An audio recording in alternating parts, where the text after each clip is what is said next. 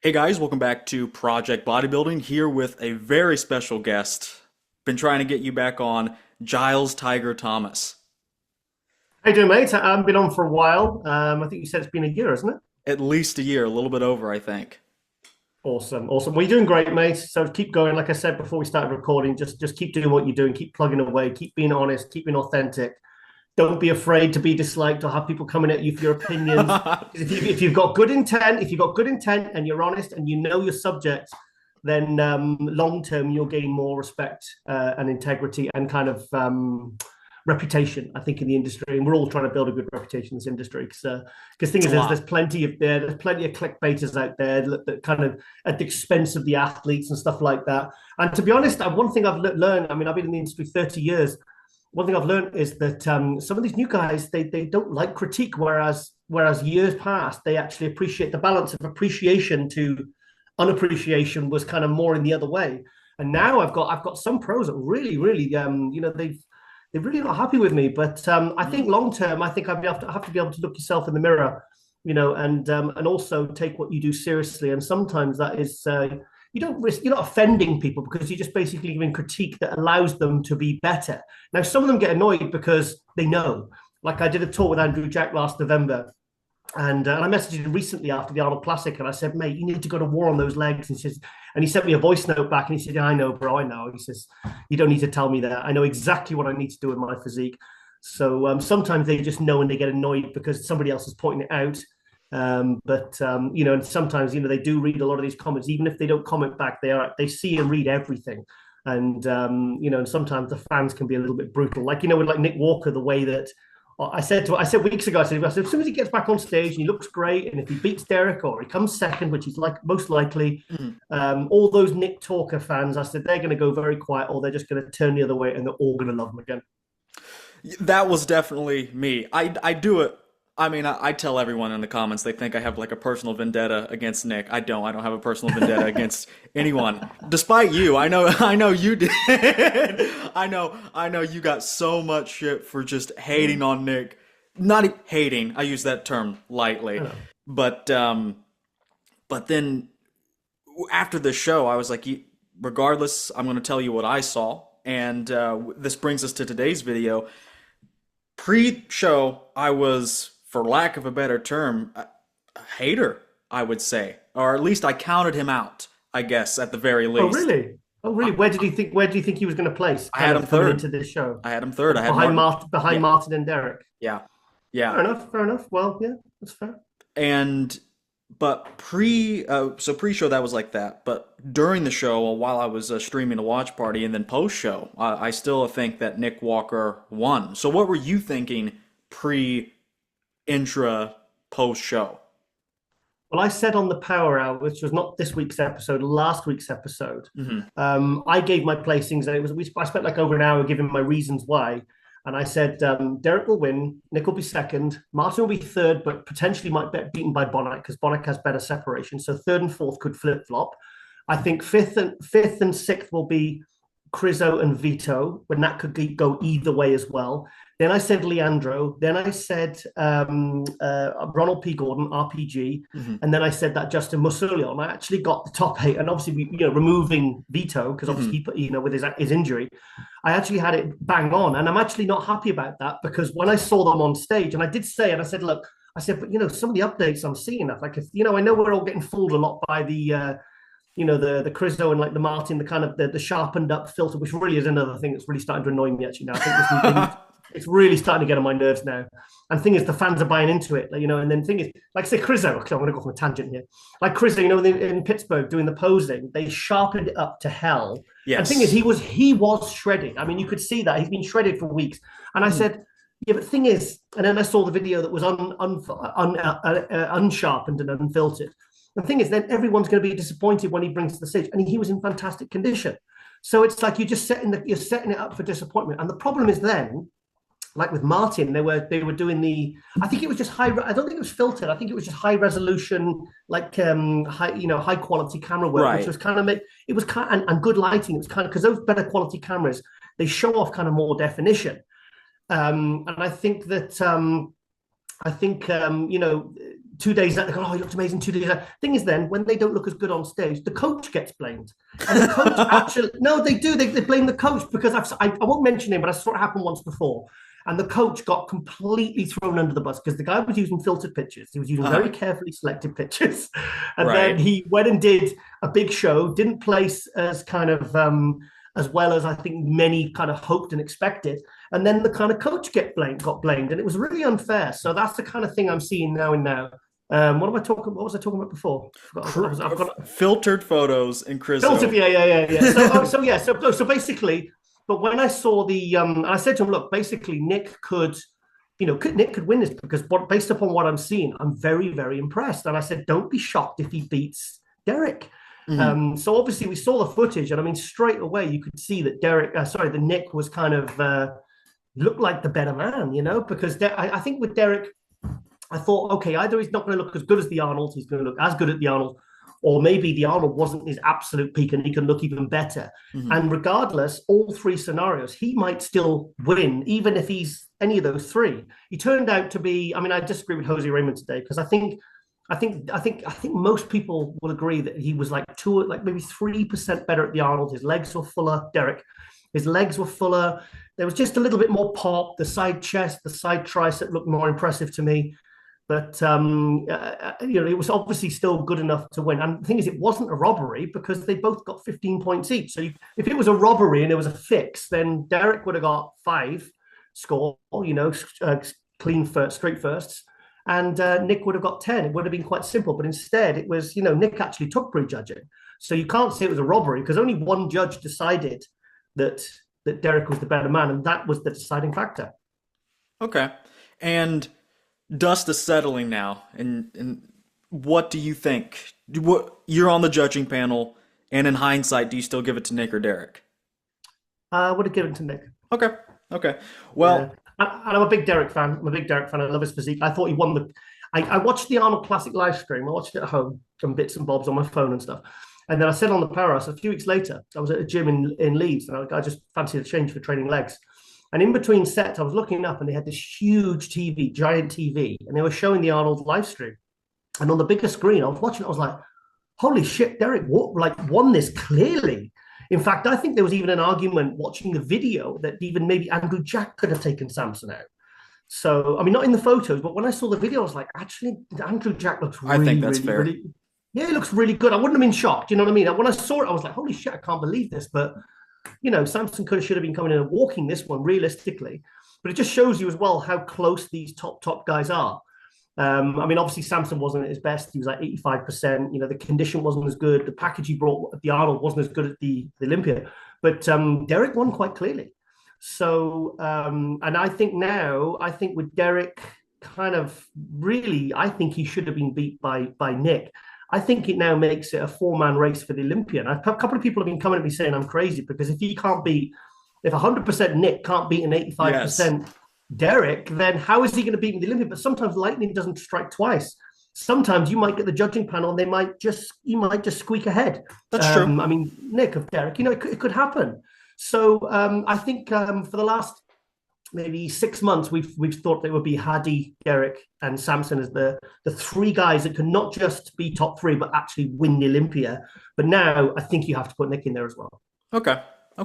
Well, today, it's not just our professional opinions, and I use the word professional extremely tight because we are professional.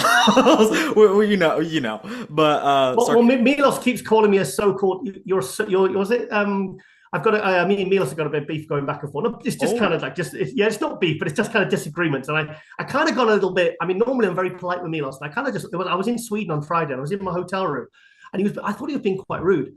And things with me, like I'm very reciprocal. I don't care who that person is because, like, I do tours of Ronnie Coleman, and Ronnie's never rude to me. He never shows me any ego. He shows me respect because I give him respect and I look after him. So I kind of don't expect it from anybody else. So Milos was a little bit. I was like, oh, Milos, and he was giving me these long essays coming at me, and he was trying to rally support against me. And I just thought, you know what, I'm kind of not going to be very polite back. So. Yeah, he was calling me, you're so, because he always says when he's trying, because he's always trying to catch me out. He tries so hard. He's been trying for years. And what he does is he says, you're supposed to be an expert. And I'm like, here we go. You're supposed to be an expert. Right. And like, do you know what? And it's like, and the thing is, like, I never get smug about it when I'm either proved right or so, because that sounds really smug anyway. And I don't want to be like that. I'd rather let my work, my predictions, my opinions kind of speak for themselves. Because at the end of the day, also, it is a subjective sport. So you could say, you got Derek winning, I got Nick winning. I wouldn't say you're wrong, and you wouldn't say I'm wrong. It's just like, okay, like saying the judges are corrupt and all that. It's like, no, they both got a tie. So you can't say that. And thing is, I think they are starting to go with the whole smaller waist. Like when Keon beat Sean Clarida a couple of years ago. I personally, when Sean Clarida came at the prejudging with a bit of distension, and then he fixed it for the night show, and I was watching the live stream, I was like, oh, thank God, Sean's got it back. I said, he's definitely going to win this. And then he got beat by Keon, who wasn't. I disagreed as well. But he had that beautiful small waist, and I kind of disagreed with it, but I didn't. But I could see that they were trying to fix the whole stomach thing. So I can get it where there's that one judge in Pittsburgh and it's just a tie and they're going, well, what's your decision? And then those last couple of poses, Nick's in his transitions, the stomach is starting to go, and he hasn't got the smallest waist, unlike Derek.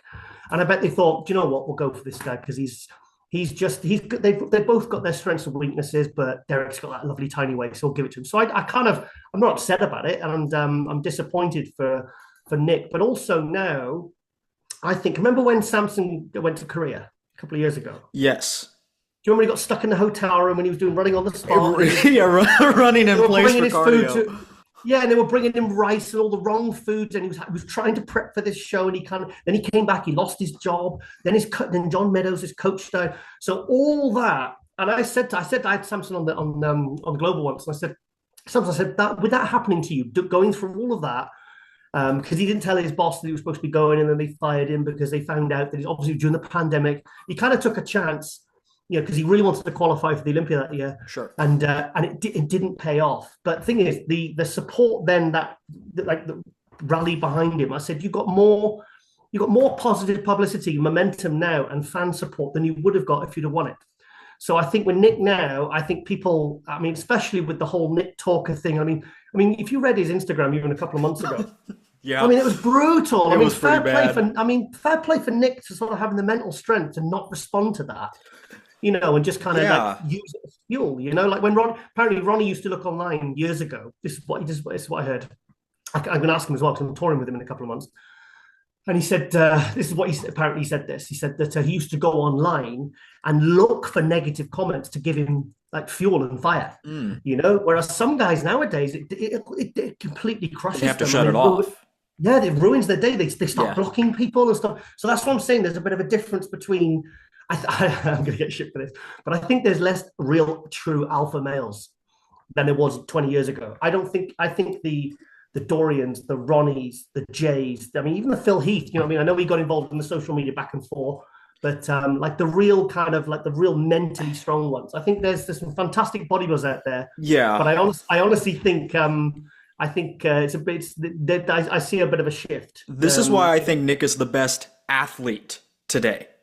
He's one of he's put his head down. He's one of these guys that also, if he said, I'm coaching myself, I wouldn't bat an eye. It's like a Dorian level mentality. The tunnel vision. Nick is one of the only athletes. I think Hadi, I probably would know a bit about him if he spoke English and I could know more about what he thinks. But I think Nick is probably one of the best true athletes in the sport right now. That's fair. And also, I want to give a bit of a shout out to Derek as well for two reasons. I'll be honest, I don't think he was a great representative of the Mr. Olympia title. I felt like he just stayed at home and did TikTok videos. Honestly, that's what I think. I think he didn't go anywhere. I didn't really see him doing anything. And when we have a Mr. Olympia, especially this all-American, blue-eyed, sort of whatever, good-looking guy, you kind of expect to see them like kind of what Samson's doing now. He's getting out there and he's putting the miles in, and he's not afraid to compete in other shows, and he's doing tours and seminars and guest posing, and he's saying yes to everything, and he's traveling a lot. But I think with Derek, after the Olympia, think about how disappointed he was going to the Olympia and people saying you get third, And many people saying, well, this guy that's doing his first Olympia, Martin Fitzwater, probably should have beaten him as well. Because that's what I heard. I wasn't at the Olympia last year. That was me. Yeah, but I think a lot of people, I think at the finals, I think really did have Finals Martin for sure. beat him as well. But I mean, Derek just blew it. I mean, obviously what happened with his coach and all that. I mean, I was talking to Brett Wilkin about this the other day. Matt Jansen was just kind of just disengaged, and he was too busy. I mean, Brett Wilkin said I think he had too much on his plate, and then obviously Sean Clarida and all his athletes, Nick Walker, kind of all got kind of put on the and they all suffered as a result. They kind of didn't look as good, and Nick pulled out of the Olympia for whatever reason. Maybe it wasn't coming in, but fair play to Derek for kind of you didn't see him complain, you didn't see him whine, you didn't see him do anything. In fact, the first thing I think I saw him do after the Olympia was announce that he was doing the Arnold Classic. And he just got his head down, did the work. And I mean, who could have predicted that he would have been beating Samson at the Arnold Classic? So, and also for this Arnold Classic, his grandmother was very, very ill, and she recently died. Yeah. And I've met his grandmother at the Olympia, and obviously, the family's, obviously, I mean, it's his family. He's they go everywhere with him. They're big supporters. They're on my Facebook. I think his dad, his mum, his aunt or something, they're all on my Facebook because they started following me after, a friend requested after I did interviews with Derek, and they liked it and wrote articles and stuff. So, so think about how Derek's feeling, with all that going on, and also, but also the momentum by winning the Arnold, So Right.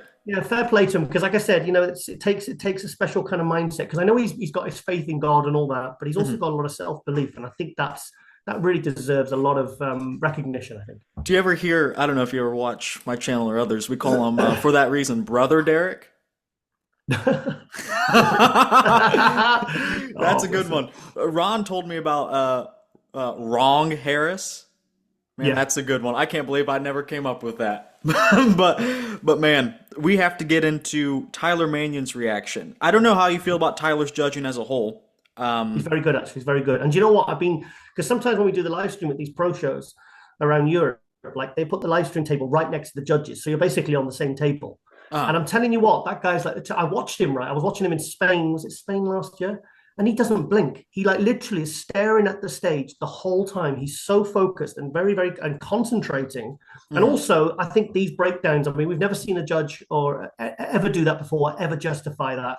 And the fact that he's taking the time to do this, I think is really good. As a hardcore fan, like the stuff he's doing, like with just growing the sport, expos, things of that nature, just getting sponsors, that is obviously more important for the sport. But as a hardcore fan, this is the thing I appreciate most. Even though I probably disagree with him more times than not, just having a judge, a very important one, come out and say what he thinks is, it's unparalleled in its importance to the validity of the sport.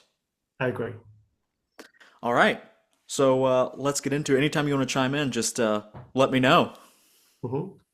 Hi, everyone. Tyler Manion here, NBC and IPB Pro League Vice President. And this is going to be the Pittsburgh Pro Men's Open recap. Before I get into everything, I want to say what an incredible weekend, what an incredible show. The athletes showed up, brought absolutely incredible packages to the event. And of course, this is the Open Men's Bodybuilding event. And I'm going to sit here and I want to first address, the claims of robbery, politics, and everything that everybody, wants to say from over the weekend. So obviously, I think the term robbery is used very loosely nowadays. It's used a lot in fighting, in boxing, in MMA. Of course, it's used in any sport that has judges. But I think a robbery... Giles, name one robbery in bodybuilding history, one true robbery.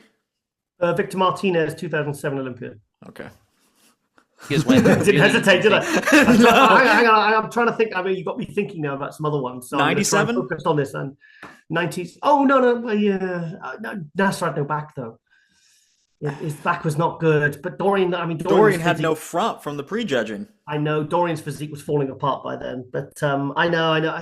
I mean, you could argue then put those two outside, maybe because I saw Kevin Navarone on the Grand Prix tour afterwards, and he sharpened up. And Wayne DeMillier at the start of the show came out, sat down on a chair, and said the way that Kevin looked like on the second day, he would have won the Olympia. And I think if Kevin had looked, because I was backstage, I was shooting for Muscle Mag, and I went backstage and I went to all these different dressing rooms, and so as soon as I looked in and I saw Kevin Navarone, all I saw was his leg.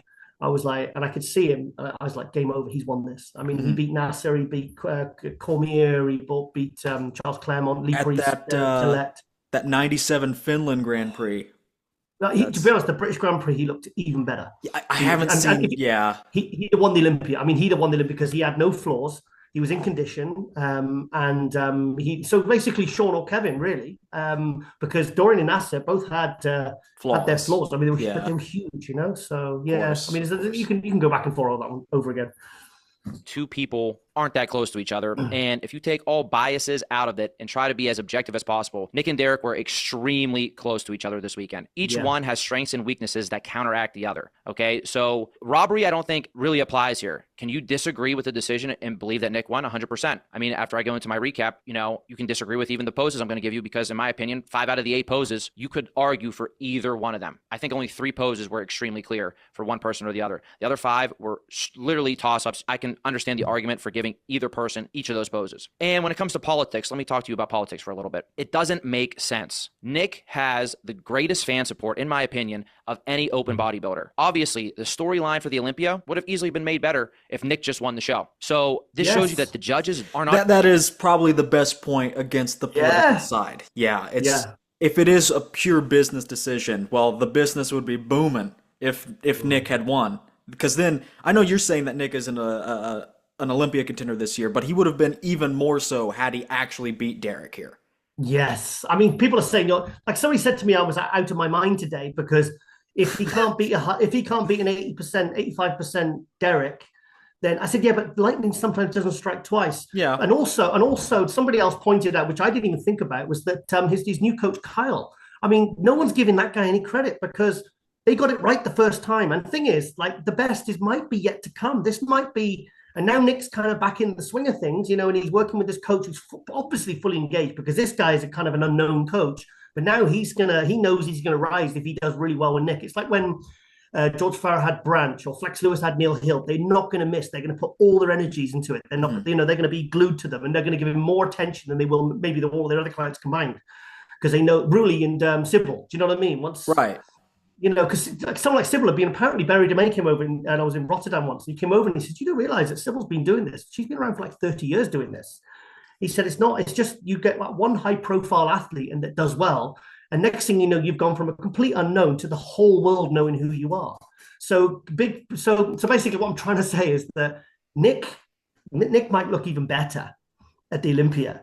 And the thing is with Derek on all these preps, I mean, Derek's kind of like his legs were starting to go, and that sometimes, like when Wesley kind of hits the weight cap, it kind of comes off his legs. And you see him a couple of weeks out, and his legs look, he's good. I mean, I did a tour with him last year, and I was looking at his legs. He trained his legs 3 times in 1 week on the tour. Like he's not sort of slacking on them. I mean, they're huge, but sometimes when you have to make a weight cap, or you suck it down to get rid of that bit of water, sometimes, and also staying on prep a while, you can't decide where it comes from. Yeah, so sometimes it comes off the off areas you don't want it to. Right. So with Derek, I mean, somebody said Derek should do the New York Pro. No, he needs to shut it down. Yeah, yeah. Mate, he hasn't got long, because like when he won the Arnold, I was like, do you know what? He might win everything this year. There's a potential that he might win everything this year.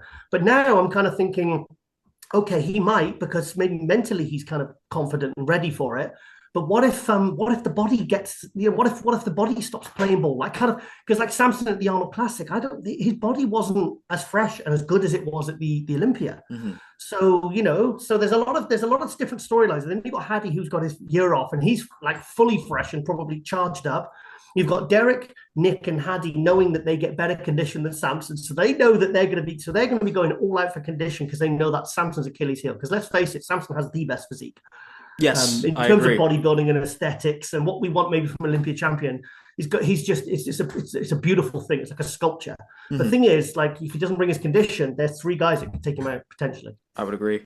Caring about this is not on our minds when we're sitting at the table. We're trying to be as objectional as possible in a subjective sport that we're still looking at how each person fits the criteria. And both these guys fit the criteria in different ways. Now, let me give you guys an example of why politics also makes no sense. Last year at the New York Pro, Nick won a controversial decision. I was the head judge at that show. In my opinion, and I don't usually do this because I like to talk in more general terms when I'm doing breakdowns. So I don't say I voted for this person, I didn't vote for this person. In my opinion, Martin won the New York Pro last year. That's how I scored it. I'm the head judge. Wow. At the New York Pro, we have 5 judges. But what did you think at last year's? Yeah, actually, it's funny because when Martin won Detroit, And when I heard that he was going to do the New York Pro, I thought he was absolutely insane. I was like, he's got to go up against Nick Walker. He's getting better, but he ain't at that level yet. And then he went to the New York Pro, and holy shit, he pushed Nick, really, really pushed him. I mean, I wouldn't have been super shocked. I would have been surprised because, like I said, I did in the lead up. Normally, I can figure out who's going to fall where. Like I said, my top 8 for this show, the Pittsburgh, the week ago, were absolutely bang on. But sometimes, guys get better, and they can get better in a very short space of time. I mean, look what Martin did by coming 4th at Olympia. I mean, his first Olympia. I mean, that's phenomenal. It's incredible. So, would I have disagreed? No, I wouldn't. And Ron Harris was at that show, and he said that he had Martin winning as well. So because he's got some beautiful. Because the thing with Martin, I don't think I've ever seen this before, right? Where a bodybuilder gets bigger and also gets more aesthetic, and that's what Martin did last year. And I'm just racking my brain trying to think of where I've ever seen that before. Because usually when guys get bigger, sometimes they lose their aesthetic. Of course, they don't gain it. If they've got a nice shape, sometimes some guys like Tony Freeman or Sean Roden, they kind of retain it as they get bigger, and they're lucky. But guys never get more aesthetic than they get bigger. So that's something Martin achieved last year. But but I love the way that he's being fully transparent here. I think that's really refreshing. Yeah. At the Arnold, the Olympia, and now the Pittsburgh, we have 9 to 11 judges on the panel. Highs and lows are dropped. This way, one person's opinion is not going to say, that's it. It's this person's opinion, and that's who wins the show. So somehow, if politics played a part, Nick won that controversial decision that me as the head judge of that show did not agree with. But obviously, on the panel, I was outvoted 3 judges to 2. Nick wins that show. Now this weekend, I'll reveal right now, I'm one of the judges that favored Nick to barely win over Derek this weekend. But I can clearly see the argument of why. So now you got to direct all your hate towards Steve instead of Tyler. No, like you said, it was. I say, like, sometimes the thing is, as bodybuilding fans, we all want to see who wins, and that's the most important. Imagine if they couldn't have got the tie break done, and that's saying sorry, like you see in some sports, they'll have a joint first. In bodybuilding, you can't have that. Yeah. So, I mean, imagine if they just said, sorry, we've got a tie break here, so joint first place. I mean, the fans would have gone ballistic. They would have hated it. That'd be worse than any robbery.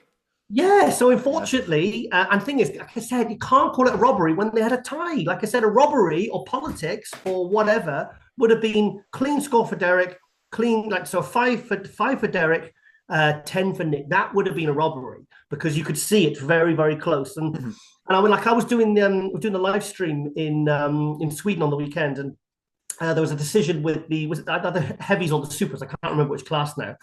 And we couldn't decide on first and second. So I was there with Ashkan, and I said, and he said, Giles, there's only one way we can settle this. And I said, well, no. I said, because we couldn't, all 3 of us couldn't decide. He said, we're going to have to go for it pose by pose. And I was like, I said, I think that's probably how I've spoken to the judge, and sometimes they say, like, if it's really, really close, that's how they do it. They take it pose by pose. And they're honest, and they'll go, okay, that one, in this case, it'll be, okay, that one, Derek, that one, Nick. And then you literally, and that's the only way you can decide when it's when you're on the fence. Mm-hmm. Derek won the show as well. So I'm the vice president of the organization. This just shows you that I'm giving you 2 shows right now that I'm judging at. I'm right at the center of the panel, and the show ends up going the other way. So I feel like I'm going to address it again. Obviously, there's going to be a lot of negative comments, people disagreeing or whatever else. But at the end of the day, this is a sport that is judged by human beings. Okay, so people are not going to agree. We do the best that we can. And as the vice president, I do not always agree with the decisions that are made on the panel. But I always feel like there at least is an argument, and it makes sense for why the other person won. So just getting that out there before we go into this, and hopefully that gives you guys a little bit of insight and understanding into, how close that was and how hard it is when the shows and the athletes are super, super close to each other. And again, I know a lot of people are unhappy, but I just think it's great that the fans are supporting our athletes in one way or another and care so much and are so passionate about the sport. So even though there's a lot of negativity to it, it still means that you guys care and you guys really support our athletes. So I can only say thank you for that. All right, so now let's get into the review of the contest. Again, I guess before we even do this, everybody saw that it was a tie score. Nick was winning at prejudging, Derek was winning at finals. Again, the score was 7-8. So Nick had 7, Derek had 8 after prejudging. Finals, that score was reversed to make it a tie score. They both had 15 points. And because of this, and because of how really major and big the show was, and it was a direct tie across the board, we wanted to bring them out for one more round, basically call it a tiebreaker round, to break this tie. And before I get into the poses, I feel like at this point, when we brought them back out, I can see why Derek took the victory, because I felt like he filled out and also was definitely tighter. The lines and his physique were deeper. And at this point, I thought Nick actually had flattened out just a little bit as well. And I'll go into detail with the poses and everything else, but I feel like these little small things are what gave Derek that separation that he needed. And again, you guys probably don't even understand, but these guys' bodies change so quickly. So, you know, had that been maybe 15 minutes later, 15 minutes earlier, who knows how this ends up, because their bodies change that fast. But once we found out it was a tie score, we went backstage, we had the expediters tell them, gave them plenty of time. Yeah. Can I say something? I mean, going back to Sweden, I hope I'm okay saying this, but we, at the finals, when we do the live stream, we actually have the results. We have the results in our hand.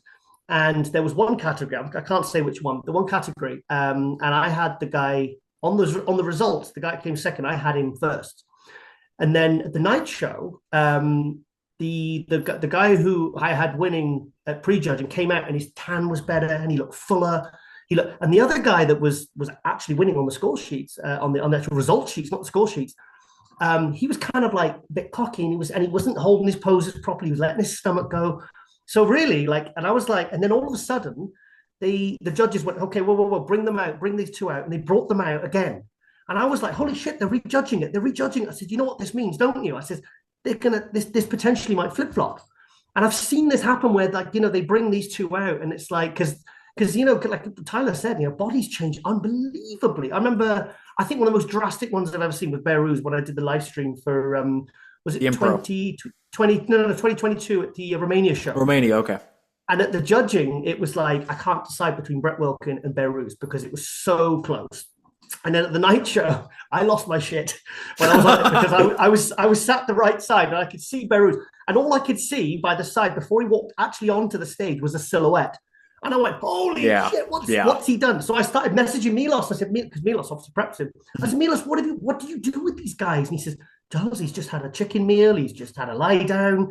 You know, he's taken a bit of fluid. He said, it's nothing special, Giles. He said, some bodies just, you know, get better as the day goes on. Others fade. I mean, like you saw Samson, like last year at the Olympia, between him and Hadi, it was a flip of a coin at the prejudging. And at the finals, Samson came out and just shut the door, and it's clear that it was obvious that he was the winner. So it does, you know, so he's right, the bodies do change drastically. Like I said, I've been to a million shows, and it never fails to amaze me how much they can change. Mm-hmm.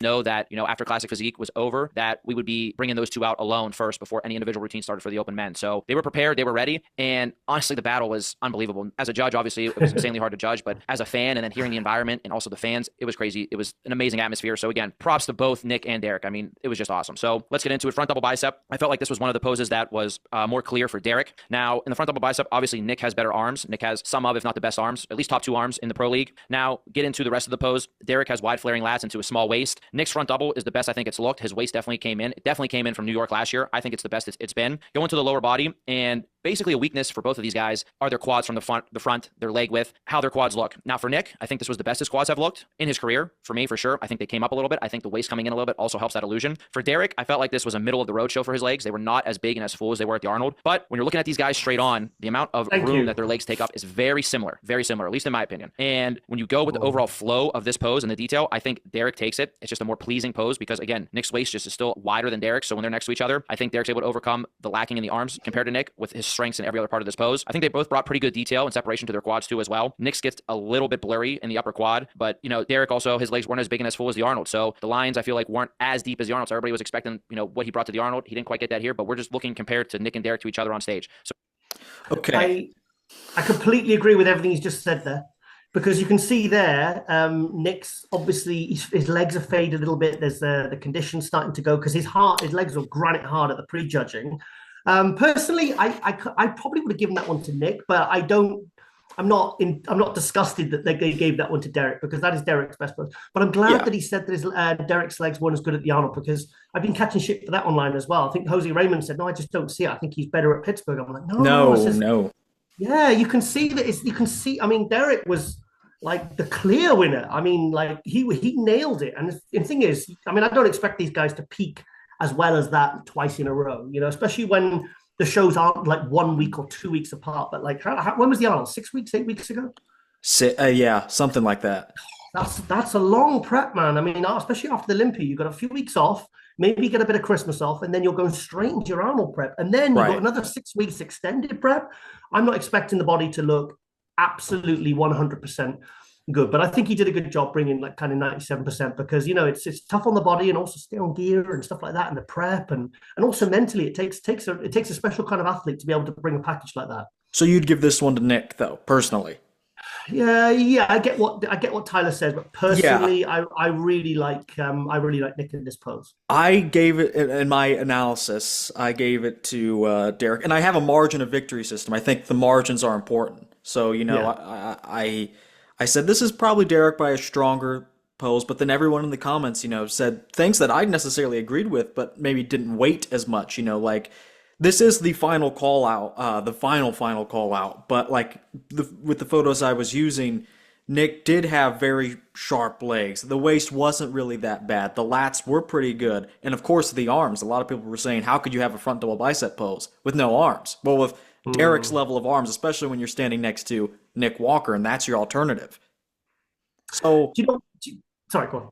I think I'm probably going to go with you today. I think that's how much it can change. I think I have Nick winning today. Yeah, I'm really concerned about Derek's like arms in that shot because he never used to look like that. In 22, 23, his arms they look flat and squishy. And I don't know whether it's like SE, like, maybe they're putting the gear in there, they're putting IGF they're putting something in them, mate. They're putting something in them because his arms never used to look like that. And to be honest, his frontal bicep, remember when I was sat second row at the 22 Olympia, and remember when he got the special invite and he guest posed and then he got the special invite and I was really happy about that. I got shit for that as well. I was really happy about that because I wanted to see the big reveal at the Olympia. And when he came out and he did that front relaxed, and it was like a new physique. It was a completely different version, Derek, that we'd never seen. I mean, the audience just gasped. And it was really exciting. But when he did that frontal bicep as well, I mean, there was more popping. So I don't know what he's done to his arms. But I'm guessing that him and Aceto might have to address that because, like, when he turned up to the Olympia last year and he did that frontal bicep, normally it had the crowd going wild. And at the Olympia last year, when he took third, like, the crowd was quiet. It was like I was watching live stream, you can hear nothing from the crowd, and I was like, oh, that's not good. And you could see Derek like kind of smiling through it, but you could see it in his eyes. He's like, oh. And I bet you that's when he knew that he was not in the running to win the Olympia again. But I'd like to see him address this. I don't know how, but needs sorting. Okay. Because this is a good pose. This is a fantastic pose. He should be winning this one easily.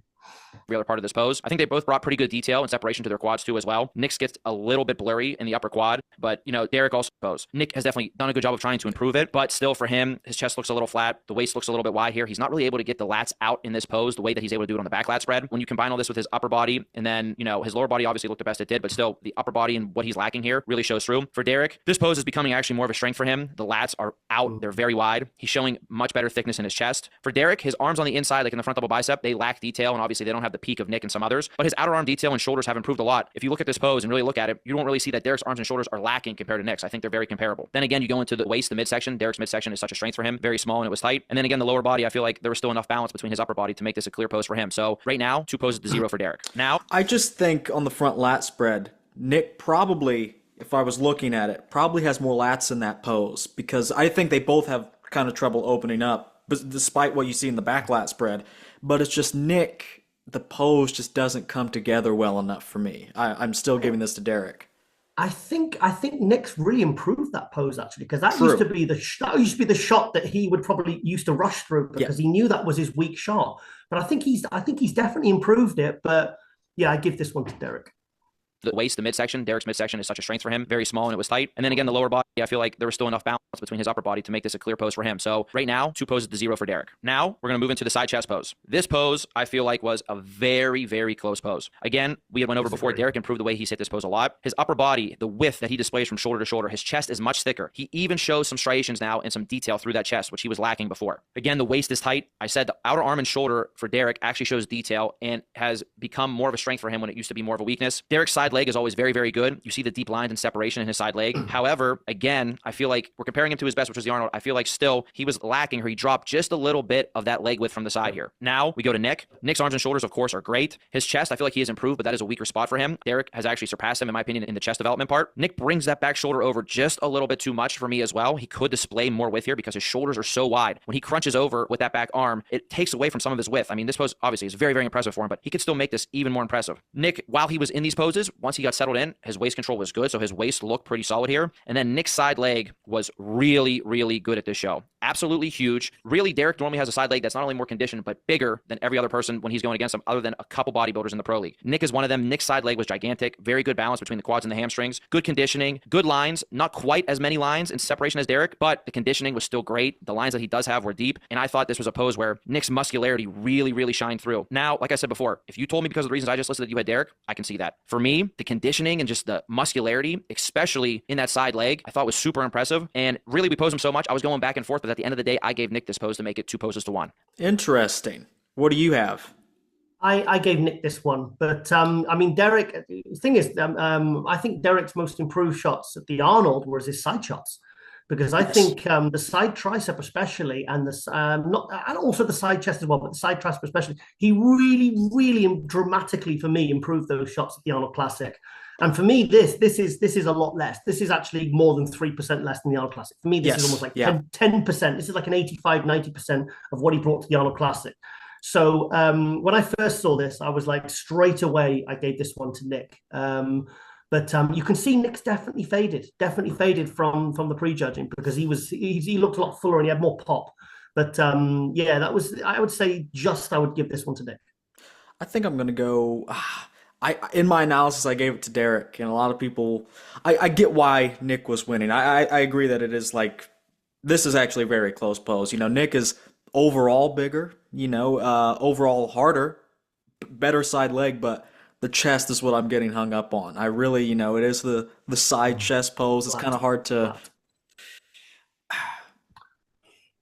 I'll go with Derek. I'll represent here. Yeah. I'll represent here. Do you know what, though? I'll say this now. I'm not seeing much detail from either of them in this pose. Hey, it's the end of the night. Yeah, no, seriously. Yeah. I'm actually, when I'm actually watching this in front of me right now, I'm actually disappointed with how little detail either of them have. Because this is why I really like Bonac, and I think Bonac doesn't really get the fair shake, because Bonac's level of condition and separation blows these two away. And Crizzo. Well, yeah. But like the detail, I want to see that detail and definition. The stripy delts. I don't want. Yeah, I want to see stripy delts. I don't want to see. I don't want to see pinned shoulders with no detail when they hit a middle bicep and you can't. The deltoid is just one big head. I don't want to see that. It's distracting. Yeah. It's distracting. Yeah, I was chatting to a pro on the weekend. I won't mention his name. And I said, "Mate, do you pin your?" We were at dinner, and I just get across the table. I said, "Mate, do you pin your shoulders?" And he says, "Yeah, of course I do. I pin my lats as well." And I went, "Oh, mate." I said, like, this is seriously. I said, this is an intervention. You got it. Yeah, no. I said, and he said, well, I've got to put it somewhere, Giles. He said, I can't do my glutes. I forget what reason he gave or whatever. I can't remember. I think sometimes they just can't reach. Well, get somebody else to do it for you then. But I think this whole trend, I think, like, especially when Crizzo, those videos of Crizzo the last 6 weeks, I've been sort of having orgasms over the detail and the definition and the separation and I'm like, that's a reasonable reaction. A big guy with detail. Oh my God, this is why I applaud Crizzo for it, because he could have been putting everything in his shoulder, because he's a big guy, and I imagine he struggles to turn around and pin his glutes. Yeah.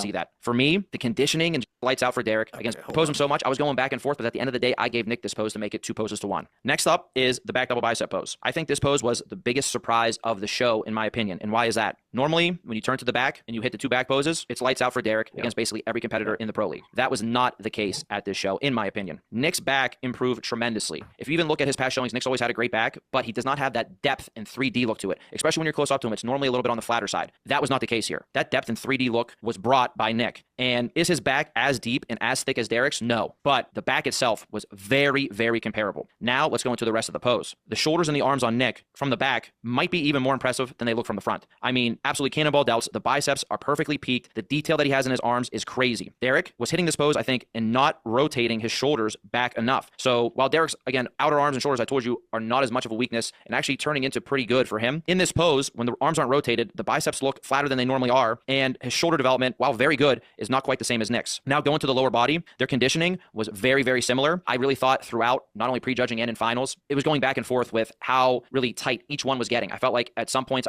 Derek's lines were deeper, his conditioning conditioning was a little better than at some points I felt like it was Nick's. Really, it was changing throughout how much we worked these guys. But Derek's conditioning was obviously very good in the lower body as well. His hamstrings are always stripped. The glutes are in. His leg width is pretty good, is normally solid, but this is one of the areas he can still work on, the leg width from the front and the back. And at this show, when you go over and you compare his leg width to Nick's legs looked massive from the back. His glutes are still in. While, again, the lines that Derek displays in the lower body are crazy. Almost nobody can match it. Nick, I thought, was close to matching those lines and that detail in the lower body as well. So not only did he have the size, he had the detail. Put everything that I just said together, and I feel like Nick beats Derek in the back double bicep at this show. His back was very, very comparable. His waist from the back in this pose looks so tiny. So how he hits this pose is incredible to me. Derek obviously has that small waist. His back is better, but the limbs is what sets Nick apart. And I feel like he barely loses in the back part, barely, seriously, at this show to Derek, and he beat him.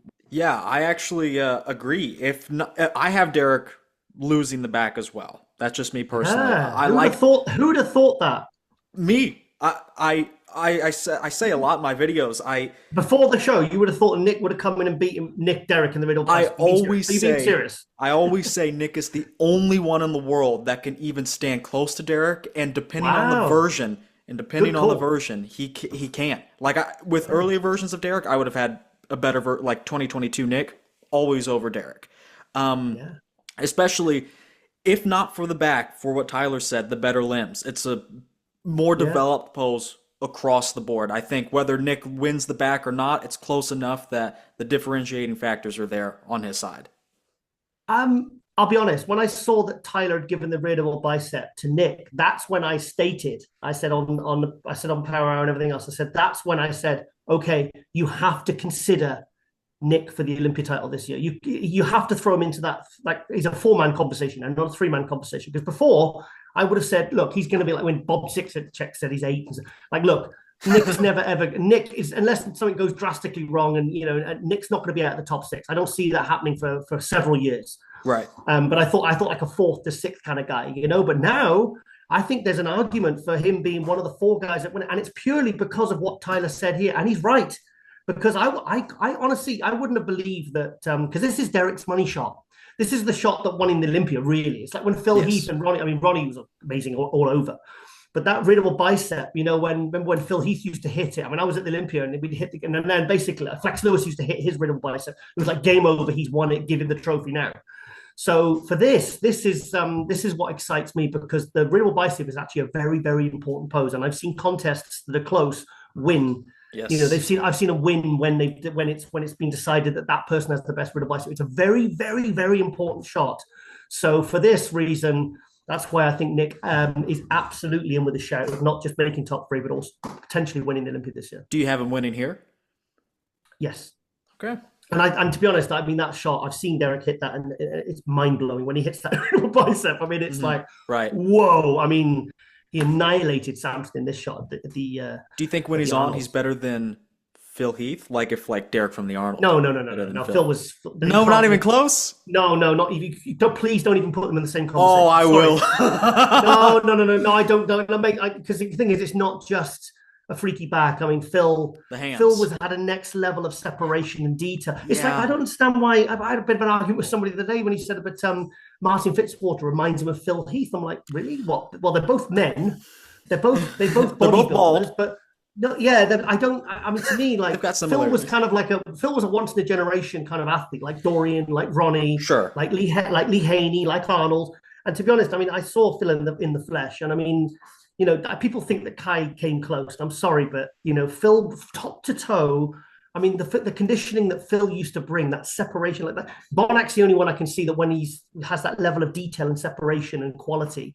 The conditioning on someone that big and someone that impressive, it's next level. It's another, because like I said, there are levels to this sport. I saw this as a 2-man race. I've been saying it for weeks online and on the Power Hour and stuff like that. I knew this was a 2-man race, unless something went drastically wrong, of course. But I didn't see anyone cracking this top 2 apart from these 2 guys. Okay. Waist from the back in this pose looks so tiny. So abs are more taken out, right, than obviously the back double bicep. The arms are much more of a focal point in the back double bicep. So for me, I felt like this pose, again, was very, very close. At some points, I really thought I was going to give this pose to Nick, but at the end of the day, I ended up giving it to Derek just by a hair. And I think that's pretty crazy still, because as you can see from the videos and the pictures, Derek's back is insanely thick, insanely 3D looking, and he still, a lot of the times, was not opening it up all the way. Derek, when he opens up this back lat spread all the way, and he'll do it consistently, will be extremely tough for anybody to handle, because you're looking basically, you have the rear delts of the shoulders, but other than that, you have that whole entire back and then the whole entire lower body. His back is so overwhelming when this pose is hit correctly, that's hard for anybody to match up against him. system. However, he wasn't opening up quite all the way, so that width, which is still crazy, could have been even crazier. For Nick, the back lat spread has improved a ton. Again, I feel like his waist looks so much smaller here from the back than it does from the front, and his lower body, like I just said, was absolutely incredible. Now when we're balancing back to legs here, I felt like for me that Nick's back still in his back lat spread still could have more of that depth and thickness. I think it displays much better in the back double than it does in the back lat spread. Derek's thickness and width in the back is really overwhelming. Again, I think Nick beat Derek in the lower body, but I feel like Derek here, his back was just a touch better than Nick's legs were better than his in the lower body. So for me, I gave Derek this pose. Giles, it's width. Derek. It's width. Oh. Derek all the way. For the thickness? Oh, yeah. I mean, he's just, 3D. He's back, I mean, I don't know whether it's just the quality of the video or whatever we're bringing up, or just the way it's been frozen on that shot. But, I mean, Derek all the way. I mean, I think he beats, I think he takes Nick quite clearly in this one. What do you think? Look, I like him wide. What can I say?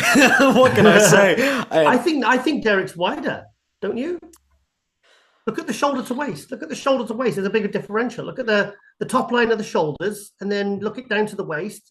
He's actually got more. And look at the angle of the way the lats come out. I mean, what's Nick? He's like a 45-degree angle. Derek's like a 70-degree angle. It's incredible. Well, that's actually why I like Nick's back. I know it's not as exaggerated, like peak width to waist on Derek, but I like how you kind of have a similar angle throughout the back.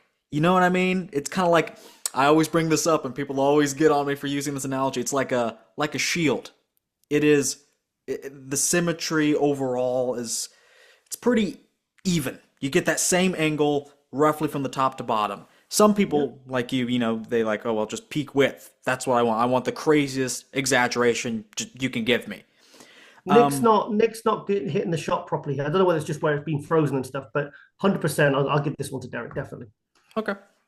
Than it does in the back lat spread. Derek's thickness and width in the back is really overwhelming. Again, I think Nick beat Derek in the lower body, but I still to the midsection. The midsection is like Derek here. His back was just a touch better. Nick's legs were better than his in the lower body.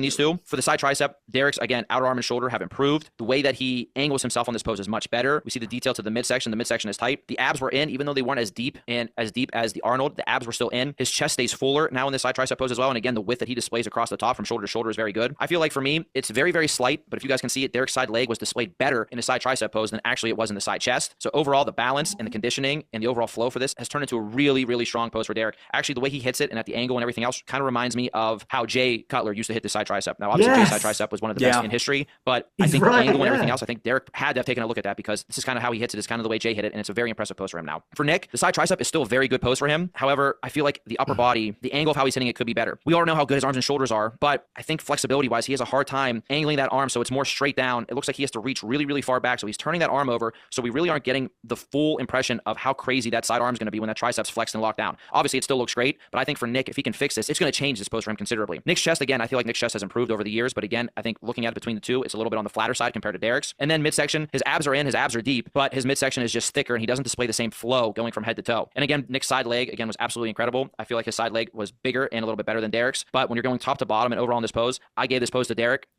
Okay. I think Nick, when he's on, has the best side tricep in the world. I like it more than Hunter's, but there are some things that I disagree with here. It's just the abs aren't being crunched down on, and I think that decision was made on purpose, but it was the wrong decision. I would have liked to see those abs and that waist, the obliques, fully locked in. I think there'd be less of a conversation here because there's a better tricep on Nick, better side leg. Derek's chest is full, but I'd still like the skin isn't setting so close to the pecs as I'd maybe like. I'd prefer some more hardness. That's kind of the thing, the chest and delts on Derek are always soft. And I don't think his midsection, it's sunken in, but I always want more abs from him, and that's the case today. But I still have Nick, but that I really missed how he was hitting it at shows prior. Well, looking at Nick, he's not hitting the shot properly. And to be honest, it's probably a case of him being tired. I think he's just he's gassing a little bit. I think he's just not hitting the shot, and he's probably just lost a moment of concentration. He's not hitting the shot properly. And I think you can see where he's staring. He's kind of looking, he's probably thinking, shit, I just want this to be over now. And I think Derek looks like he's kind of gaining momentum. But I'll be honest, if Derek had looked like he did at the Arnold Classic, he would have won this shot by 10-1. But he's obviously not as good as he was at the Arnold Classic. So I think I can't decide. I'm actually undecided on this one. Maybe slightly better leg detail. Maybe give this one to Derek, actually. Okay. Yeah. Okay. What Nick's not hitting it properly. He's not hitting it properly. Then that's you got to have presentation if Giles is judging. His abs are in, his abs are deep, but his midsection is just thicker and he doesn't display the same flow going from head to toe. And again, Nick's side leg, again, was absolutely incredible. I feel like his side leg was bigger and a little bit better than Derek's, but when you're going top to bottom and overall in this pose, I gave this pose to Derek. I still think it's a toss-up pose. I can understand for these reasons I just explained if you think like that Nick would take this pose, but for me, Derek took this pose. So that makes it 4 poses to 2 right now for Derek. Next up is the abdominal and thigh pose. This is another pose that I thought was razor close between these two. And it's really because Nick's waist is just a little bit... We can stop this one before he gets into it. I disagree massively. 100%. I know exactly what you're going to say, and I'm pretty much Mystic Tiger is going to agree with you on this one. You have to have abs in the abs and thighs pose. Exactly. Now, I think this is a really bad shot for Derek, actually. And as soon as he hit it, I mean, Nick, and it's funny because Nick doesn't have as narrow a waist, but this is a weak shot for Derek, and I think Nick comfortably takes him on this one. Everything's there besides the small waist, but you gotta have the abs wider. In this pose, for some reason, Derek's able to make his legs look a little bit wider, a little bit bigger than he does in his other front poses. Yeah. Obviously, Derek has really good taper, really good width that flows down, into a really small and tight waist. Now, Derek's abs are a little bit on the flatter side. The lines weren't as deep. When we go over to Nick, obviously go from head to toe. Nick has the great arms over his head. I feel like Nick does a really good job of getting his lats out though to give him still very solid shape and width to go down into his waist. Nick's abs were very blocky in a good way, I should say. Nick's abs themselves were blocky and very deep with separation and detail. Again, legs from the front, I feel like they're very comparable, his and Derek's from the front, but I feel like here, that extra detail in his midsection really made this pose stick out, and he still has enough of that width and enough of that taper in the upper body. And actually, I think it's one of Nick's more balanced overall poses when you look at his upper body and lower body. And going back and forth between the two, I thought there was times when Derek was able to get that waist in. Whenever he did the one hand overhead and crunch down, you could see some more detail, not only in his abs, but also his chest and his quad. When he stayed straight overhead actually and went next to Nick, I felt like it was more of a clear pose for Nick. It wasn't quite as close, but when Derek switched over to the one hand overhead variation, I thought he made it a lot closer. But for me, just that extra. What do you think about Derek's oblique shot? That twisting oblique. For me, I'm like, well, you got to hit the abs and thighs first if we're going to other variations, and then when we did the vacuum because he's trying to hide his abs.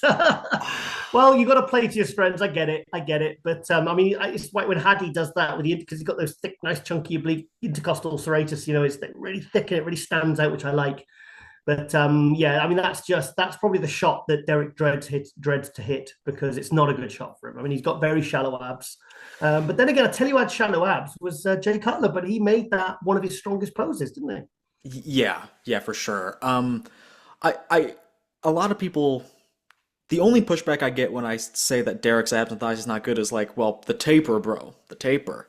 And I don't know, maybe I'm just not privy to this argument, but taper to me just doesn't matter if you can't bring the abs. I mean, it could definitely be a differentiating factor, but you got to have the abs. I mean, Derek had a nice kind of like more of a V shape than Nick, but right. Yeah, I gave that one to Nick just.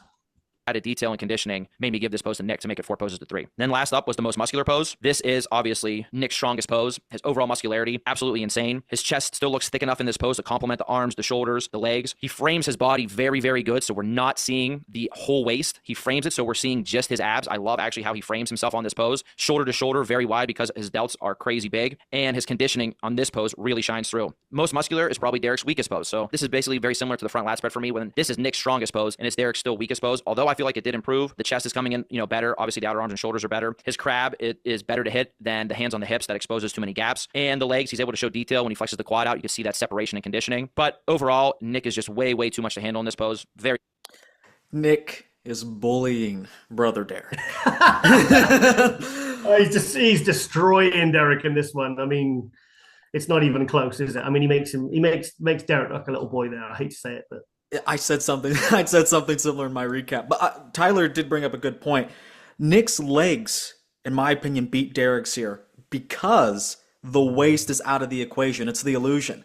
Nick's waist do more to hurt his legs than the actual lack of sweep themselves, I would say, or just as much. So when the waist is really out of the comparison, you just see upper to lower body. I have him in the legs, have him in the abs, and then through the entire upper body, chest, delts, and arms. Derek's legs you really see where they've taken a hit in this 6 weeks extra prep from the Arnold Classic, because they look really good. I thought they looked really good at the Arnold, but you can see that 6 weeks of prep, having low body fat, and then he went to FIBO, and he's probably done a few appearances or whatever in between. I think he's really suffered in the leg department here. So you can see that it's really, really, really, really flattened his legs out at this show. Few people can stand next to Nick in a most muscular, and this made it a clear pose for Nick. So ends up that is 4 poses to 4. And like I said, I feel like 5 poses you can argue either way for either competitor. I don't think it's 4 poses to 4. Tyler had it 5 to 3. Okay. So automatically that's politics. We should immediately disregard anything that was said in this video. Giles, you did have it 5 to 3. Did I? Yes. Nick had front double, side chest, rear double, abs and thighs most muscular. Derek winning front lat, rear lat, side tricep. I had it 6 to 2. Derek only winning front lat, side chest. Okay.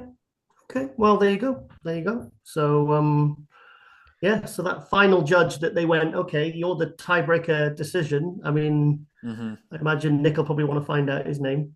I'm joking. No, it's like I said, it's I think when you take it down pose for pose, and even hearing Tyler's kind of explanation, a lot of which I did completely agree with. He gives really good explanation. He really knows his stuff, actually, Tyler. I'm quite impressed, actually. Because I only see snippets of these videos. I never really watched them all the way through. But he can back it up, Tyler, because he really does know his stuff. I mean, he's grown up around this. But I would have, based upon that then, we would have given it to Nick. Oh, yes. And our judging panel is clear. 3 judges, Tyler, me as head judge, of course, and then you, Giles. We all had it, Nick. Ergo. I know people don't want to use the word robbery, and perhaps it wasn't, but I think it was a clear win for Nick. Yeah. Clear. I wouldn't say it's like Derek deserved to be back in 10th, but that's probably what robbery is reserved for. But I mean, I think it was clear. Yeah, no, totally agree. Because then we take it pose for pose. That's basically, if that's what you say, what I've basically given as we've trolled, we've gone through this, then they should have gone to Nick. Let's see what Tyler has to say. So I know I went over before what happens when I have the poses basically judged equally between 2 competitors. So I tend to look at the overall package, the overall polish, the overall details of a physique. And for me, when they were standing next to each other, I give the overall, I don't want to say details because in some poses, Derek is actually more detailed than Nick, but I want to say the overall polish of the package here. I want to give to Nick because his muscularity and size beat out Derek at this show. Some body parts were very, very impressive, even next to Derek, who has elite body parts. And really for me, it's just the overall package and how Nick displayed everything was very good for himself, and I gave the nod to Nick on my sheet. Now, one thing that I did not address yet, but definitely needs to be addressed, is for Nick. Nick did a good job of, once he was in the poses, controlling his midsection. However, in transitions and moving around and everything else, he still lets his midsection go a little too much. And again, we're judging every single second when these guys are on stage. When it's this close, we're looking for every single little flaw that we can find. I said it in my there stream. You go. I said Nick needs to understand that the judges in our new era probably don't want his type of physique winning as much as they would like to see Derek or a shapely physique. So I said, man, Nick needs to understand that he can't give them any reason. It's I mean, I won't mention names because I don't want to open up a can of worms, but I've been getting a lot of shit, and I've actually had some relationships, kind of like good relationships built up over years, completely fall apart because, like the shoulder thing. Okay. I've been pointing the shoulder thing out, and I know I've heard that one particular athlete that does this is extremely upset with me, like angry, because it's seen as negative and unsupportive. And it's like, well, look, okay, let's take the 2021 Olympia. Remember when yes. Derek won, Brandon second, arguable, both Rami and Brandon were both not at their best. Right. And then you had Hadi in 4th, who was absolutely shredded. But remember when he came at prejudging, and he had literally had just stuck a lot of test propionate in his shoulders. Like, yes. I mean, obviously, I'm not saying it happened, but he came out and it looked ridiculous. It was pretty bad. Now, yeah. So when I was speaking to Milos about this, and he said, Giles, he says he could have won that. He could have actually won that. Mm-hmm. Now, the thing is, you're a judge, and you're not looking for, like, if I can spot it, then sure as hell the judges are. So don't make the judge's job easy. At the 23 Olympia, when Derek won, Hattie's tan was off. It was yellow. His back was soft. And his posing routine was just shit. I mean, it was a non-routine. It was shit. It was shit. He just came out. I know he's deaf and everything, but I mean, you could still put together. I know he's deaf. It was a guest posing. It was like doing that, and it was just a mess. Do you know what I mean? Sure. So the thing is, then Derek came out, beautiful routine, beautiful color, good overall conditioning. These tiny little details, they do add up, because I'm telling you, I speak to these judges. We go out for dinner afterwards. I speak to them. I know judges. I speak to them on the phone and stuff. And that, I'm telling you, that's what, because I've done like test judging, and I've had like a head judge like literally lean over and say, right, this is how we judge. This is what we do. This is what we're looking for. He's kind of tutoring me. And you learn. I mean, I've been doing this long enough. Do you know what I mean? Mm-hmm. And I'm telling you, they're not looking for strength. They're looking for weaknesses, so they can, because you think about the Olympia guys, the top, absolute best of the best. You've got to win a pro show so you can get there, to get to the Olympia. They're looking for flaws, Yeah. So when I point out, say, with like Hattie's shoulders, or at the Arnold Classic last year when Derek Samson was hitting his side tricep and his lower abs were popping out, It was like distension, or they got shiny shoulders and stuff. I'm gonna point this out, because at the end of the day, because they can look at that and they can go, shit, okay, we really need to get a game plan for the Olympia now, because okay, then I'll ask you this question. Okay, let's just take Samson as an example. If Samson turns up to the Olympia in the condition that he had at the Arnold Classic, where is he placing? Second or third. Oh, not first. There you go. So, so the point is, if I say something like that, about an athlete like that, like Martin now, he can't be bringing that level of conditioning to the Olympia, or he ain't going to be fourth this year. So, there you go. So, like a Crizzo turning up to Pittsburgh with a terrible tan. And no posing. His posing was terrible. I think he'll fix it for this weekend, because he knows he has to. He talked about it. He knows. Sorry. Yes, I saw the video. But the thing is, like, I was there and when Crizzo did his pro debut, I think it was Prague 22, I was doing the commentary. Yeah, I just come back off my heart surgery. It was my first few shows back. And I was at because there was like out the front in the venues, the hotel, it's like where they have it. There's a few stands and stuff. And I was there, and it was just the entrance to the tanning to go backstage. And I was walking out, and Crizzo was just walking in, and he had a tight t-shirt on. And of course, he's just like, oh, wow, he's incredible. But he was white as a sheet, and it was 90 minutes before the show was starting. And I went in, and I forget, I think I told Lauren, I think Lauren was looking at the time. I said, Lauren, this is not good. I said, you can't, the tan won't even dry in time. So of course he comes on stage, and every time he's moving those massive arms of his triceps and biceps are rubbing the tan off his lats. Every time the frontal bicep, every time the frontal bicep, he had white lats. I mean, Andrea Presti's done that before. He's done that a couple of times because he's got such big lats, Yes. And it's like, I was like, these are amateur rookie mistakes. You shouldn't be making it at this level, because yes, he won, and the lineup wasn't exactly that strong. But you go to the Olympia, these things do matter. These tiny little details, they add up. Absolutely. So so Hattie's probably thinking, because Hattie's there's only 2 times Hattie's actually had a really, really sharp back. It was at the Arnold Classic and the Arnold UK last year. He turned around, and I was like, finally, he's got his back nice and dry, because his back is huge, his lat spread's good. But I remember seeing him at San Marino 2017, and that's the only criticism I could give him. When he did a real bicep, it was lacking separation. Yeah, it wasn't as crisp as the front. Yeah, like Martin. Martin really lacks detail and separation in the shoulders and the back, and that is. And yes, he's got shredded glutes, but that is going to hurt him when he's going up against the top guys. Yeah. So basically that's, I'm saying these things add up. So when I point these things out, because the thing is, like, otherwise you'll see a breakdown with Tyler, and Tyler will be saying, well, so-and-so had, swollen shoulders. I don't know how they'll term it, because obviously we know what they're doing to the shoulders to get them lacking of detail, or like, the lower ab distension, because sometimes that can be caused by late carbing, because some of these guys are really big. They have to eat a lot of food, and sometimes you can carb up early, and then you can back off. So, for the final day, because your glycogen is stored. Right. And sometimes, you can hold in the lower body, and sometimes you can carb up on, maybe you're sensitive to rice and it bloats your stomach. And it could be, I remember once when I was in Wales, and I was, Zach Khan was going for a Welsh qualifier. And Neil Hill was with him, and it was the first time he wasn't with Flex Lewis, who was competing. I think he was competing in Tampa. And Neil was constantly on his phone, because Flex was freaking out because he had chicken. It was turkey instead of chicken, and his body didn't like it.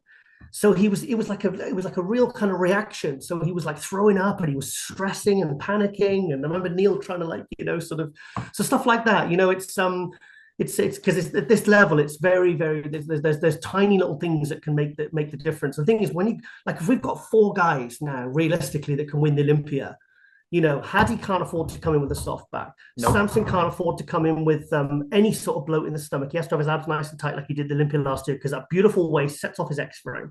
You can't have Derek coming in with like over dieted legs, because that'll knock him down probably to 3rd or 4th. Yeah. And then you've got Nick, who's going to absolutely be going all out to win this. So yeah, it's going to be interesting.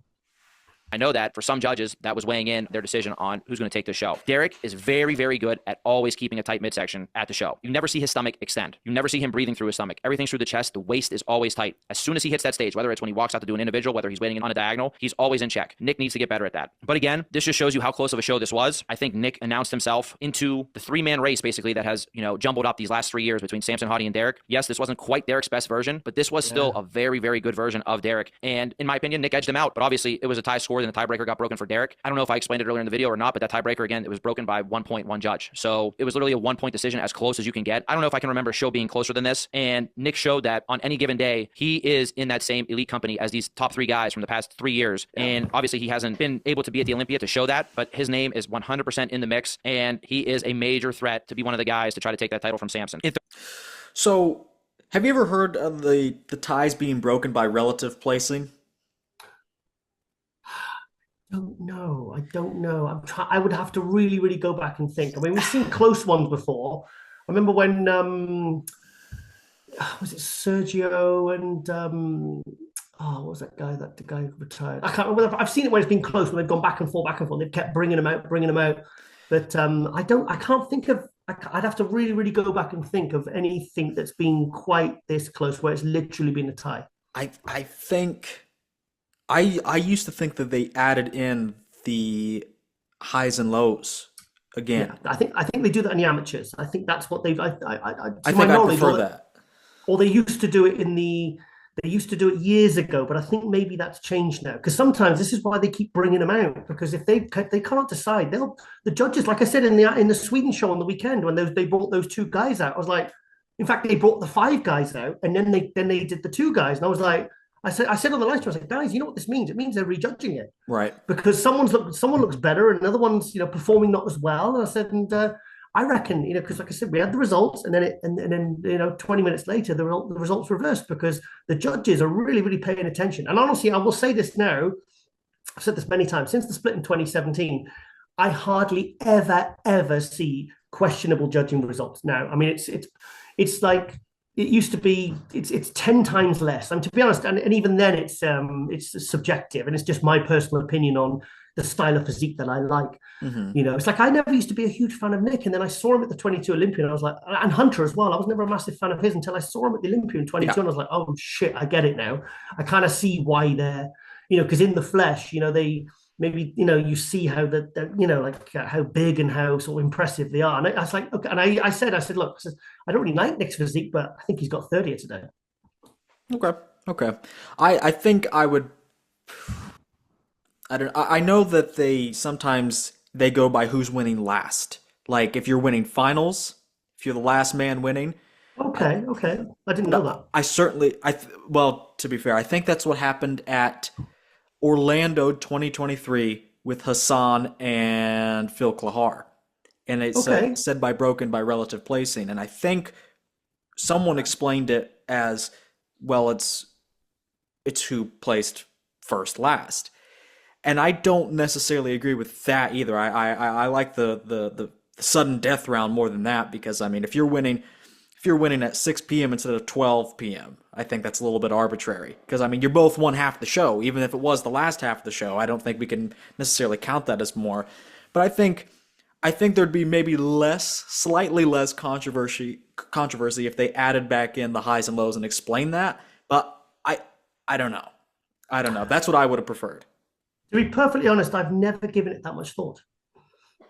Honestly, I don't think too many people do, to be honest. No, you've blown me away there with what you said there, because that's something I've never really given much thought to, because it's such a rare occurrence. I mean, I think it's I think I just have it in my head that they'll just keep bringing them out until one just kind of gives in and fades, and like I said, because this came down to one judge's decision. I mean, the power was in his hands, and he had to decide Derek or Nick. Yeah. I mean, yeah, it was a close one, but like I said, Nick's probably going to get more momentum now. I mean, it's a guest posing from this weekend. Let's be honest, in New York. I mean, this is true. It's funny though because they were announcing, Derek, now Nick is now in the New York Pro. It's like we knew this months ago. We knew he was doing the New York Pro. Because I actually said Nick came at me because I said on Instagram a couple of weeks ago, and I said this is before the show. I said about 2 or 3 weeks ago, I think maybe 4 weeks ago, and I said Derek's probably going to win Pittsburgh. I said, and then Nick will win the New York Pro, and then Nick came on and he says, no, I'm going to win, and then he put Pitts as to say I'm going to win Pitts. I'm going to win Pittsburgh, and I was like, and then he started seeing the updates after that, and I was like, actually, he was right. Yeah, I mean, obviously, he's a very confident. He's got, he's like him and Derek are very fierce competitors. Actually, they got a lot of, they have a lot of self-belief. And I mean, I like the way Derek picked himself up after the Olympia last year and went straight into the Arnold class. And he kept quiet. He let his body do the talking, and he just didn't complain. And then boom, he did the goods. And the same with Nick here as well. Actually, I think he's really gained a lot of new fans as well, and a lot of respect from people that maybe don't even like his physique, but respect what he's achieved here, because and also we all kind of root for the underdog when we feel like they've been robbed. Say, I mean, obviously he hasn't been robbed. I mean, it's not it's rob blind. I need to call the cops after seeing this insane heist that they pulled off against Nick. $50K check. You should do a video of like an Instagram, bring the police and say, "Oh God, I'd like to report a crime." Like, that's something they do. Just beat Nick Walker. We need to get a SWAT team in here really, really fast. I don't do the TikToks. Sometimes you like my edits. I do. Sometimes I do the edits. Sometimes you like those. That's about as far as I go as like trendy content. I don't. That's good. No, it's good. It's good. Good. Place we had Martin for prejudging. Martin came out at first in the groups, I should say, and looked like he was pretty on point, but he came out for his individual, and then as soon as we started the comparisons, he kind of started sweating and fading, and for him, prejudging just wasn't his best showing. I know he knows that. For finals, I thought he came back way more polished. I thought his conditioning was deeper and better, and I thought his finals look was very, very impressive. So really good job of recovering from what I know for him was a disappointing prejudging. I know he wanted to be in there with those top two guys to make it a three-man call-out, and I think for him, it was a win with that final showing because he's going to improve from that, and I feel like by the end of this year and by the Olympia, he can bring something that, how I mentioned before, with Nick joining those top three guys from the past 3 years, I feel like Martin has the possibility of taking that step by the end of the year as well. So when I look at Martin, obviously he's very balanced, very proportional, has great size. I think he put on a little bit of size from last year. There's just a couple of things that he needs to work on to really separate himself from everybody that he placed ahead of last year at the Olympia and put himself firmly in with those guys that are a little bit ahead of him right now. The first pose that he needs to fix is the front lat spread. He needs to work on still showing more of those lats when he's in the front lat spread. His lats do not really come out all the way to give that width. His left side never comes out quite as much as his right side. So I think it's more of a flexibility issue still. I know he does a lot of work and he's been doing a lot of work to get that done. Again, the front lat spread is only getting better, but it's still something that he needs to work on because once he does this, it's going to show off like he has a great waist, a small waist. His legs look great. His detail in his midsection looks great. His outer arms and shoulders in this pose look pretty solid. He could still use a little bit more chest thickness as well, especially seeing the upper chest. So upper chest thickness here and then getting those lats out all the way is going to really help him. In the side chest pose, Martin has a great side chest. Obviously, his legs from the side are crazy. I feel like his chest could still improve a little bit more with the thickness. And for me, when you compare it to his side tricep, his outer arms and shoulders could still use a little bit more detail in this pose. So again, just little tweaks here, and he's going to have a heck of a side chest that can stand next to anybody. Next pose is the back double bicep. For here, he still just needs a little bit more of that width in this pose. He hits it a lot better, I feel like, than he has in the past. I feel like he's opening up better for sure. He doesn't squeeze as much. But again, when you look at the back thickness here, Martin has great back thickness, but when you look at Derek's back double and Nick's back double, and even still who I'll get into next, Williams' back double, that 3D look, he just needs to continue to work on that, and he's definitely on the right track. But that's something he can improve in the back double. And then the back lat spread pose, he can also improve as well. Again, it's just He's lifting up the trunks. That's against the rules. Can't lift up your trunks. I don't know. I figured I've seen that. I've seen that. Well, especially in the amateurs, you see that a lot. It's kind of like a.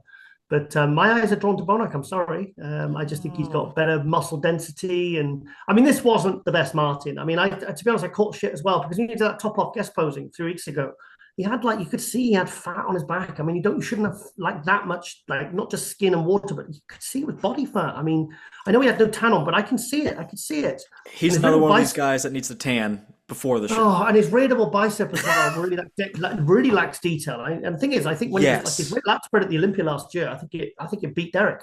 But I don't see this extra 10 pound. The only thing I see is I think his legs are slightly bigger from the side. because his legs from the side are absolutely phenomenal. And I love his side tricep. I love his side chest. And I think in condition, I think he would have taken a couple of shots off Derek and Nick. I really do. I'm going to say something a little bit wild. I don't know if it Go on, would have then. gone this way, but I think Martin, like Olympia version condition with the improvements he made, I think it's like the best of both worlds. And I think that would have I know. Yeah. would have at least beat Derek. Don't know, because thing is, I mean, it's pointless because he's not bringing his best here. I mean, even when I saw some, there was some video of him just of his the top half of his upper body, which I thought was weird. That tells me that he's trying to hide something. That tells me that what are you trying to hide? I hadn't seen his legs yet, but you could see like his pec line looked a bit blurry. I'm thinking, mate, you're like really close to your show, and your pec line should be like carved in by now, like Bonac's. Because and I honestly, I said, don't be surprised if Bonac beats him, because Bonac has got that superior detail and separation and condition. You never see, sometimes see Bonac flat a couple of times. It cut like 2020 and 21 Olympias. He came in a little bit flat, but he was still ripped to shreds, and his separation is like, it's almost like I won't say almost Phil Heath level kind of separation, because I remember 2017 Olympia when he should have been second over Rowney. Yes. And Phil won it. I mean, in that readable bicep, the only one that came close to him was Bonac when he stood next to him. In fact, I think Bonac should have been second that year. I think, But it's disappointing to see Martin in this condition. And I'm sorry, but you can put all these filtered videos out and all these things and all these, under the gym lights and, and with the high quality, whatever, to make him look make him look really, really good. But you can't take that to the stage. And the thing is, like I said, then Stefan gets blamed then, because it's like, oh, Stefan must have messed up in those last 2 days. No. And also, I think people really, really take Fuad's word on. They really, really, like if Fuad says this is the best Martin ever, and you're watching something. You got to be careful. Yeah, you got to be careful. I don't care. I don't really care. No. With Fuad, it's like with listening to Fuad, it's like he's always going to vouch for his athletes. I know. I get it, but at the end of the day, just guys, I know there's not a lot. How can I say this? Not casual fan, but there's a lot of fans that will kind of look at Fuad as an authority, and then they'll just think, oh, and it's like they take it as gospel, and it's like, well, exactly. I got so much shit even from Martin. Actually, he was a bit upset when I was saying, I think he's behind for 3 weeks now. It looks to me. And then they put that video of that imposing where he looked amazing and it was really sharpened up and his quads looked crazy. And it's like with Crizzo doing that thing, that video at Pittsburgh, 2 days out or something. Yeah. And I'm like, oh, don't do that, because when you come to the stage now, people will say you're off and you're actually in really, really good condition. But in Martin's situation, he was off. He was off here. And to be honest, I think he could have got fourth. Martin is my favorite bodybuilder now. And is he? Oh, that's good. He is. Yeah. So after you just ripped his heart out and trampled it right in front of me.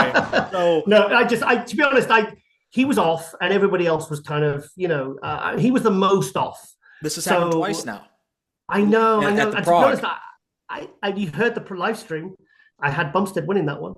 Oh, I did have Bumstead win, and to be honest, most people there did. But when certain people were sort of talking and stuff, they were saying, "Oh, I've got Martin." I'm like, yeah, these are the casual fans, ladies and gentlemen, that we've been talking. There was like, I think people are too afraid to sort of say. I'm like, no, because. But then again, Martin. So I can't be accused of being a Martin hater, because I think he should have beat Lunsford at the Olympia. I think he should have been third, because what he brought to the finals. Because like in Prague at the pre-judging, he came as soon as it came out, and I went, oh, I said to AJ, I said his midsection looks really watery. And then he pulled it out of the bag the next, because it was over 2 days. They had the pre-judging at the night time, and then they had the finals the next day. And he looked great at the finals. And I kind of wasn't shocked that he won. I wanted Bumstead to win, because I think he really held his peak beautifully over the 2 days. And it's kind of like, back in the 70s, comparing Franco Colombo to Frank Zay, it comes down to your preference of physique. And I just felt like, okay, this isn't the same Martin we saw at the Olympia. Whereas Bumstead is like, because he ain't got the weight cap, he's like 5-6 pounds heavy and he looks sensational. And I had him winning.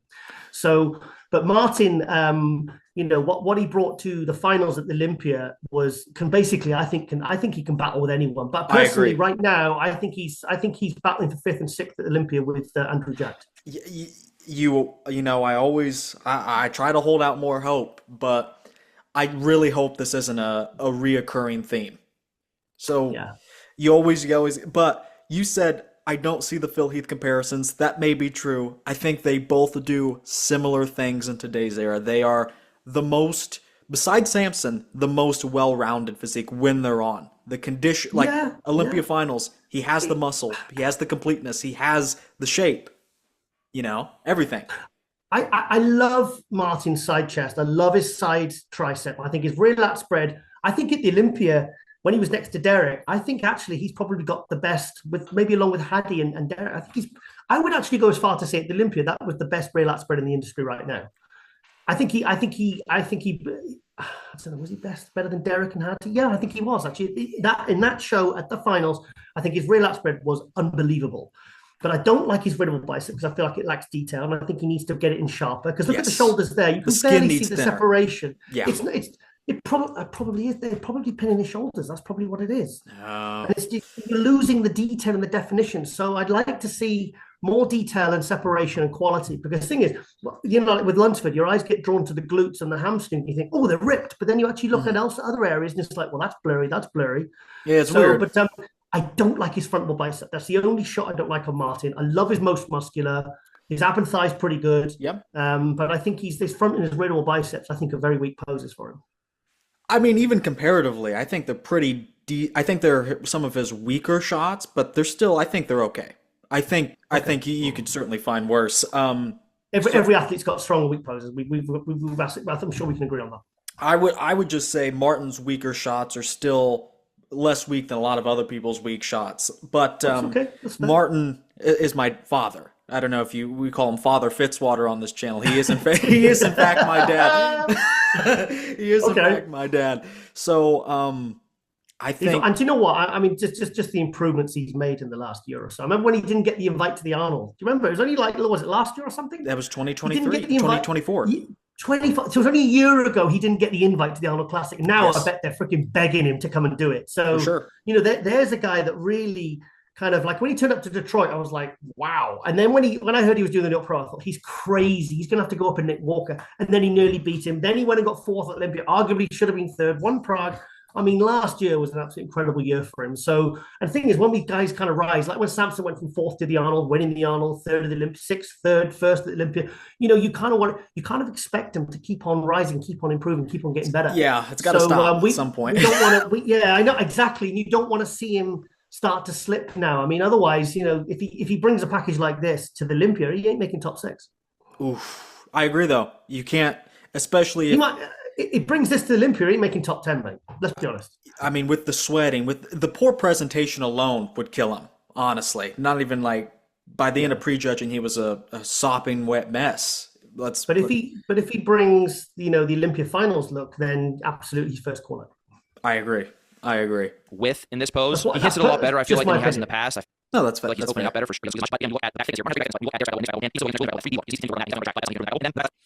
pose. He can also improve as well. Again, it's just making sure he's able to get those lats all the way out, adding a little bit more width, and again, more that thickness for that 3D look is really going to improve this pose for him. His other poses I feel like are very, very strong. He has a great front double now, great taper, good balance between the upper and the lower. His arms have improved, especially his inner arms. The detail there has improved. His side tricep pose is really, really solid. His abs have great detail to him. His waist looks tight. The overall flow, again, looks really, really good between his upper and his lower body. I said his outer arm and shoulder in this pose look much more detailed and I think are much more impressive than they are in the side chest pose. His ab and thigh is one of the best. I feel like when he does that and he gets that ab detail in, you see how small his waist is, you see how big his quads are, how much sweep that he has really good taper and width in this pose, and as he's working on getting those lats wider for the 2 lat spread poses, this pose is only going to continue to get much better because he's done a great job of continuing to keep that waistline in check and the detail in his midsection. And then finally, Martin's most muscular pose, I feel like, in my opinion, is one of the strongest, most muscular poses in the league. It can stand with anybody, including Nick in his most muscular, even when he's at his best. His crab is absolutely crazy. The detail that comes out in his outer arms and shoulders, his chest detail in this pose is great. His midsection looks great and detailed, and his legs are absolutely crazy. He flexes that quad, and you see the cross striations and the separation in his quad. So a lot of super strong poses for him, a lot of poses that can hang right in there with those top guys, beat the top guys in some of these poses.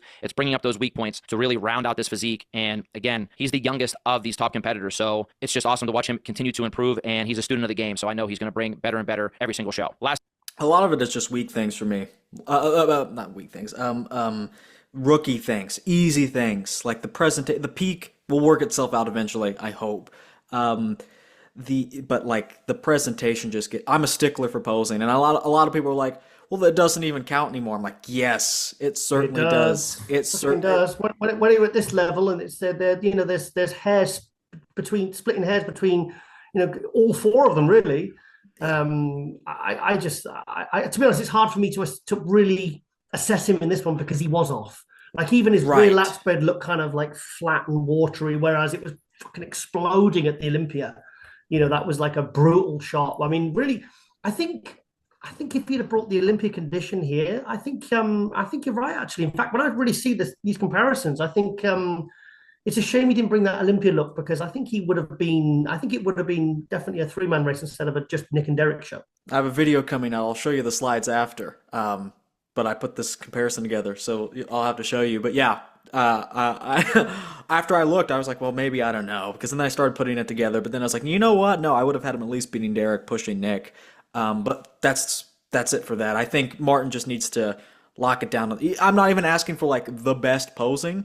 It's just very simple rookie mistakes, like shaking in the poses, not being able to open up the lats. These are pretty basic things. But also when he comes in off, he should be happy with third because he could have beat. I mean, Bonac could have beaten him here, and it would have been right. When really, with the stage he's at now, based upon last year, really Bonac hasn't really got.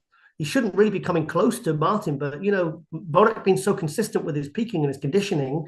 You know, Martin really, really kind of like blew the condition here, you know, so it's difficult to really, so he shouldn't be annoyed with third. He shouldn't be upset. He should be quite lucky actually, because, you know, to come in off and still beat some very, very good athletes and take a solid third. I think he should be happy with that. I want to pull up, because I don't know the scorecard. Figure, bikini, physique, wellness, bodybuilding. So Martin was straight thirds at finals. Yeah, they give Bonac one third place there at the prejudging. That's pretty, like you said, that's pretty good for being considered. I think this was even worse. You can attest to this more than I can. What do you think you saw one in person, Prague or Pittsburgh? Sorry, what was the question? Which was better? Which was less off, Prague or Pittsburgh for Martin? He was better in Prague because that's what I was thinking. He kind of looked. He did look good at the finals. He looked really good. He pulled it out the bag really because at the prejudging I was like, Bumstead's won this, and I think quite clearly, you know, because all his midsection was watery, and I just couldn't take my eyes off it. But the finals, he really nailed it. Yeah. Okay. Let me pull that video back up.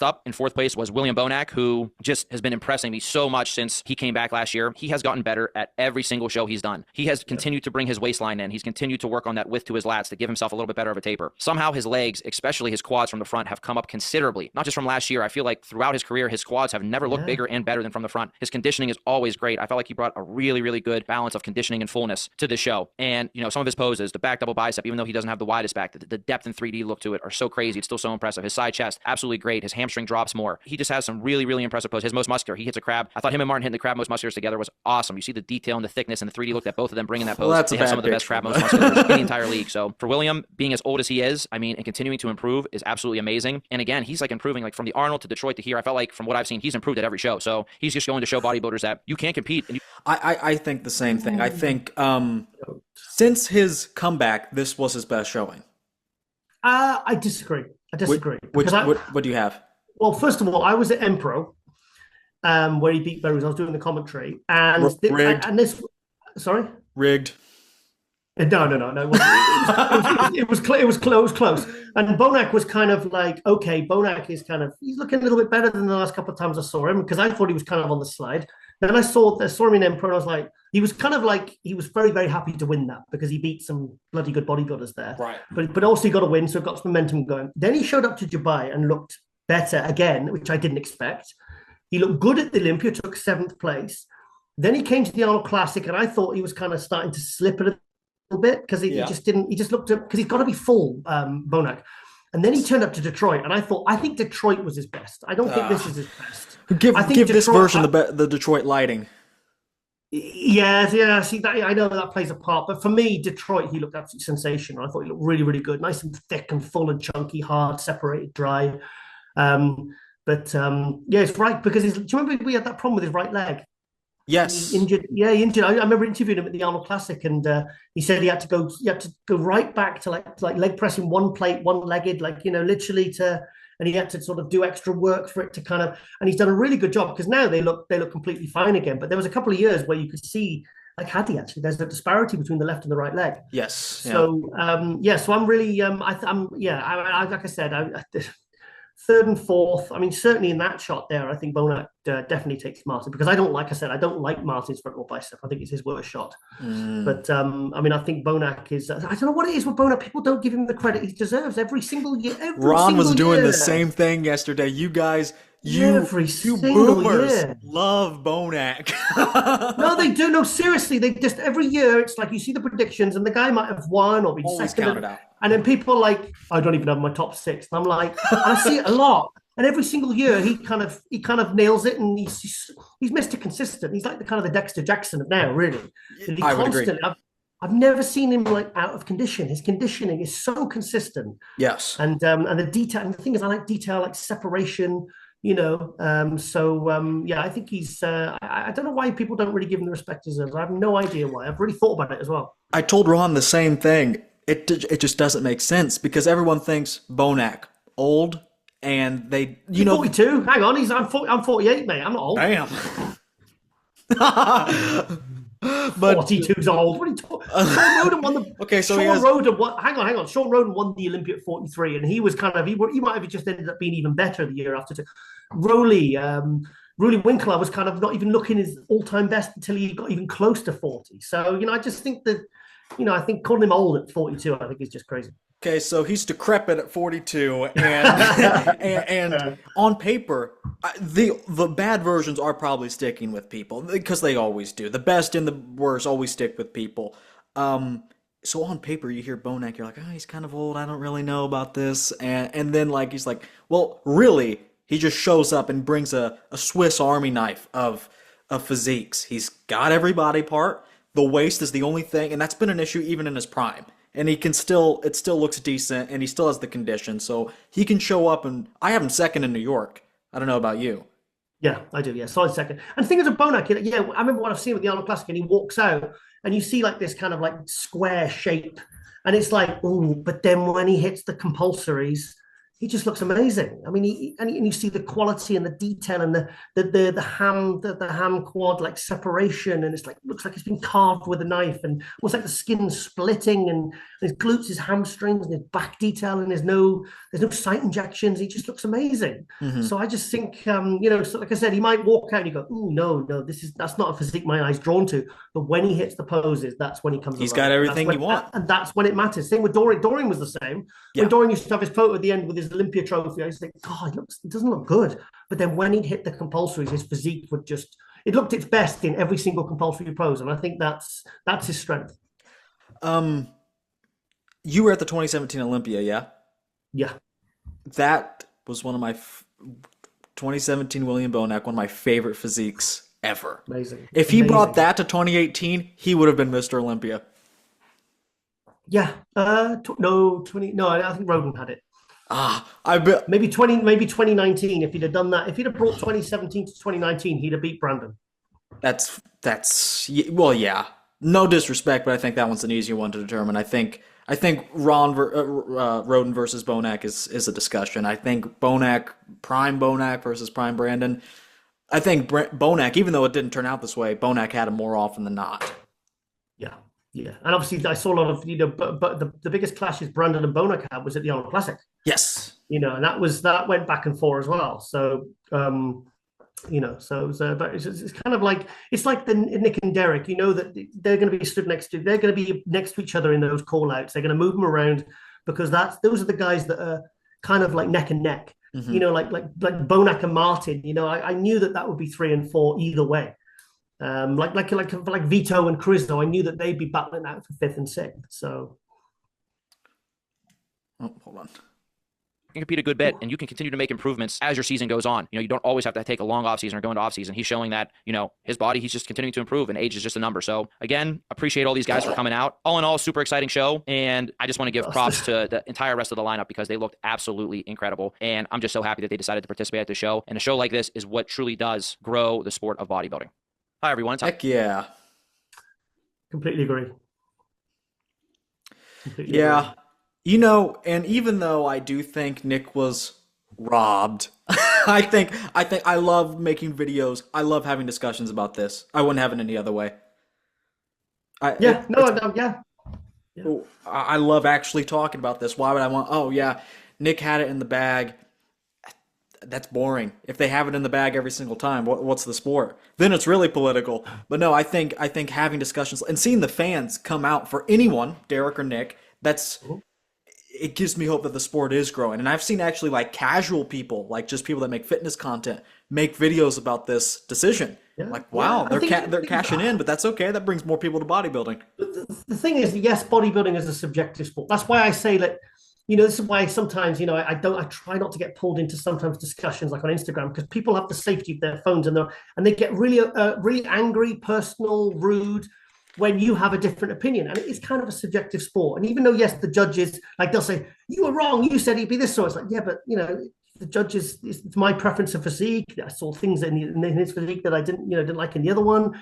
It's like there is kind of no right or wrong, but it is still, I think there is a sporting element to it that we can break these physiques down. Like Tyler's just done in these breakdowns. You can actually, if you actually know your criteria and you know what's judged and how it's judged. And see, I've been saying for years actually to Ron Harris about like a lot of Nick Walker fans aren't actually bodybuilding fans. They're Nick Walker fans. And they lose all sense of objectivity. I've been arguing about this veto thing. It's like people, Vito would have won. It's like, no, he wouldn't. He'd have been battling for fifth with Crizo. But the Brazilian fans get like the Iranian fans with Hadi. They're behind their guy, and they won't hear anything other than their guy's the best and he's amazing, and they see it as negativity, as hate, and it's not at all. It's just, the thing is, if we weren't allowed to have an opinion or have a difference of opinion, the sport would be really, really boring. Yes. I'd probably lose interest, and I'd probably just go and, I don't know, start watching football or something, which I hate. But, or watch something like, 100 meters and stuff where it's okay, the first pass the line, okay, the camera sees, oh yeah, he's like a centimeter, yeah, he's the winner. There's no discussion. You can't really break it down. But that's what I love about bodybuilding, because you can, I've been studying it intensely for well, hang on, I've been working in the industry 30 years. I started in 1995 when I was 19. I started following it and literally reading every single magazine cover to cover from April 1990. That's when I started. And I just started buying all that. There was about 7, 8 different magazines, British magazines. And I was so fascinated, because I just thought, you learn about things you're interested in. And I've always had a fanatical interest. I just did, I did 9 hours commentary, 9 till 6 on Saturday. That's and tough. 9 till 6. I've done longer. I've actually done 10, 12-hour days. And I've actually done 10-hour live streams by myself. And that gets boring. To be honest, I wouldn't do that again, because you're basically talking to thin air and you actually get sick of the sound of your own voice by that point. I usually talk and chat. There's a chat that talks to me. That's the only way I would do it. But even then, I'm kind of dreading the New York Pro, because I know it's going to be an all-day affair. So I know how tough that is. It's rough. But yeah, you were born in 1971? 6. It's 1976? Man, you're older than my father. Oh shit! Hey, do you know what though? Do you know what? I was with 2 days ago. I was in they had a people carrier thing that. Michael Johansson owns Gasp. Yes. And I said, oh guys, it's Lauren's birthday today, because I was sat in between Hunter and Brett Wilkin, and I was I said, guys, you literally flexed your lats. I said, I'm going to get squashed. I said, my head is literally going to implode. So I said, because it's funny, because Hunter was there, and I said, I just couldn't stop staring at Hunter's calves. And I said, Hunter, you're really depressing. Can you not wear shorts, please? I said, your calves are ridiculous. And he was laughing his head off. Anyway, so I said, to Michael, I said, oh, it's Lauren's birthday today. He said, oh, fantastic. How old is she? I said, oh, she's 33. And he went, hang on a minute, how old are you? And I said, well, I'm 48, I'm 49 in 2 weeks. And he says, you dirty bastard. Yeah, you robbed the cradle on that one. You should be ashamed of yourself. Oh, I actually got called a pedo a few weeks ago, actually, and I said I didn't realize you could be called Honestly, it was on Instagram, and I said my girlfriend's 32 and I'm 48, and they called me. They genuinely they thought that would class me as a paedophile, because I mean, like, I didn't know, like, a 32-year-old woman. You know, I mean, she's 8 years away from me. She's 7 years from 40. So yeah, so it's just whatever. But you're old as the woman you feel. Sure, absolutely. No, but I don't know. I think Lauren looks younger than she is. Maybe did they see you two together? Because that they probably think I'm a dad. Is this your daughter?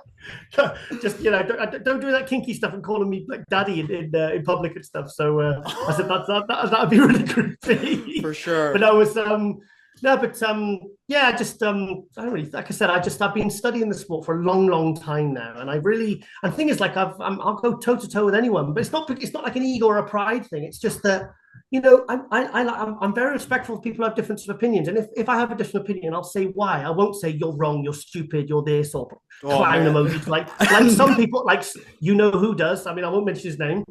But I'll be doing a power hour with him very soon. Like, I just, but I'll say, look, okay, I think this, but this is why I think it. Because thing is, like, I had people like Peter McGough mentoring me and helping me along. And thing is, I just taught myself just by being passionate about the sport, by reading the magazines, by going to the shows. Because I started out as a photographer, then I went to writing, then I went into a column, and then I've done podcasting. I had 6 different online shows, podcasts with Ronnie Coleman.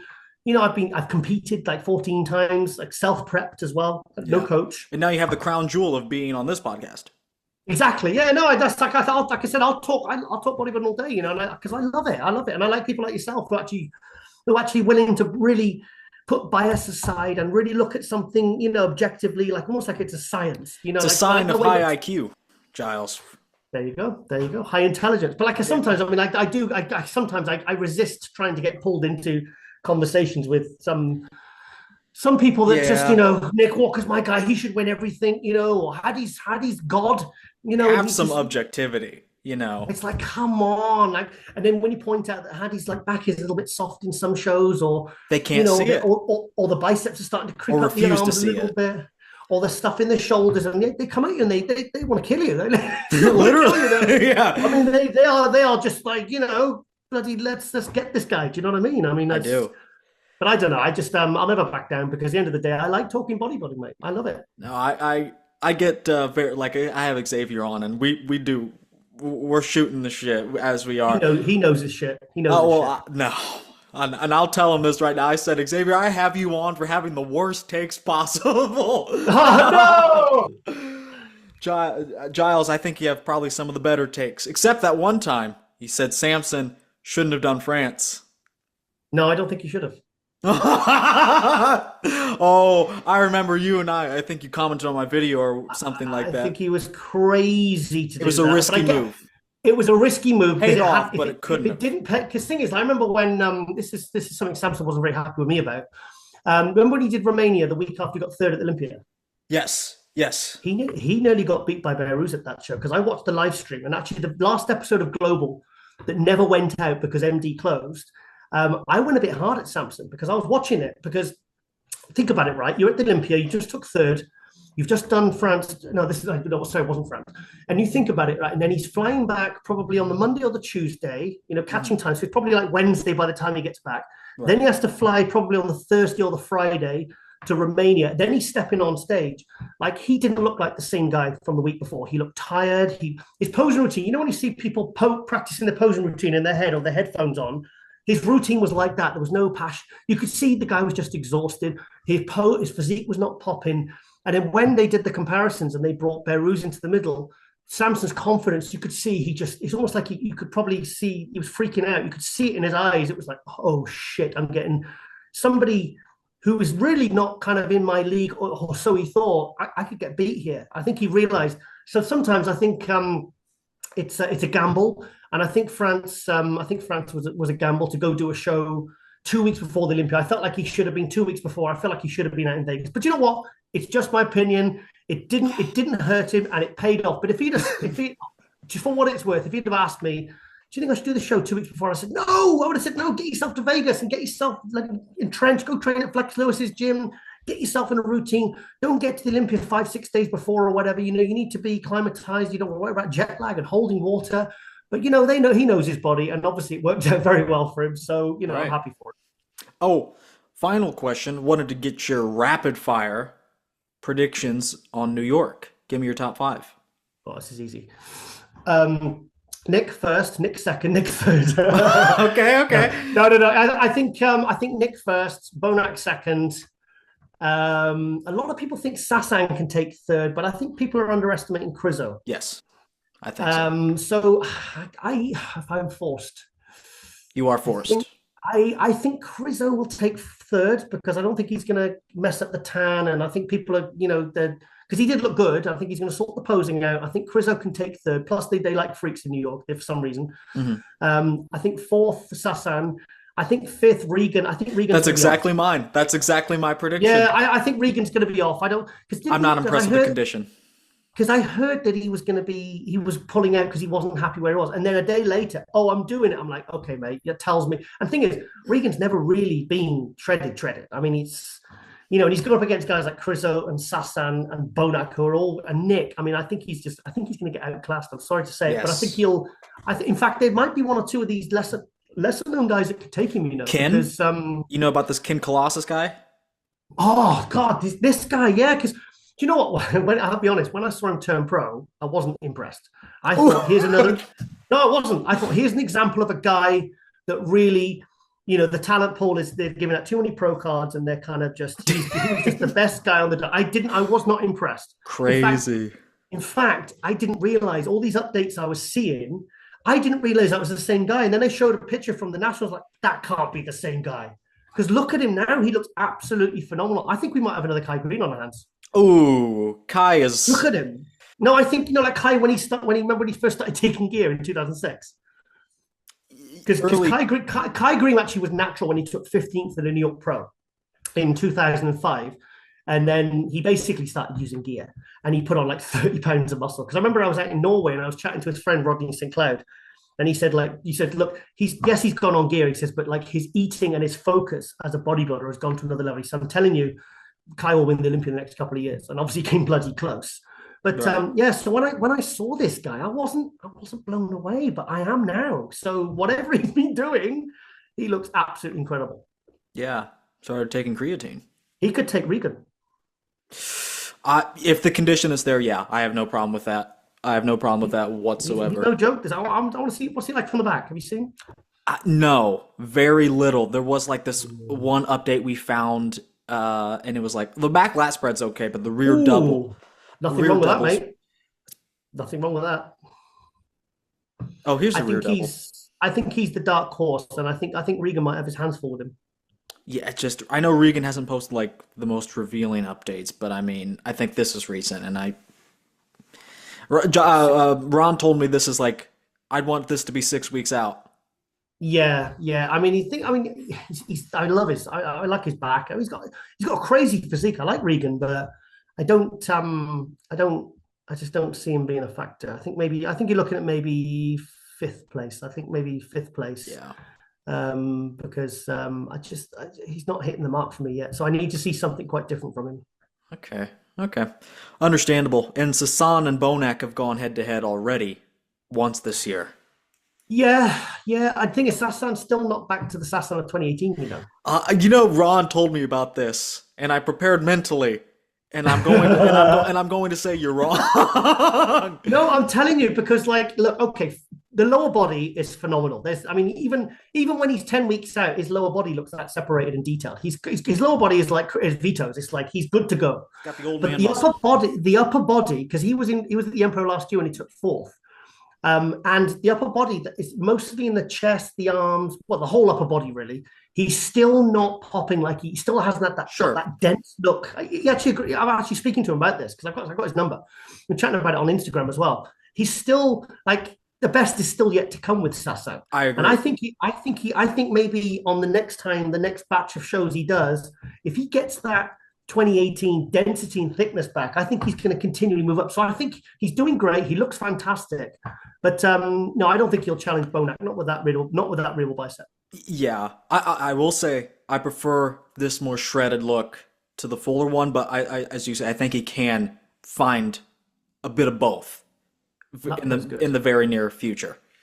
Yeah, but I still think his arms are a bit down from what they were 7 years ago. Because this is true. This is true. I remember seeing him at the British finals in 2015, and he was like really symmetrical, really. But he's still lacking a little bit of the fullness and density that he had in his upper body. And I think there's a very, very good chance, like an 80% chance, that will come back.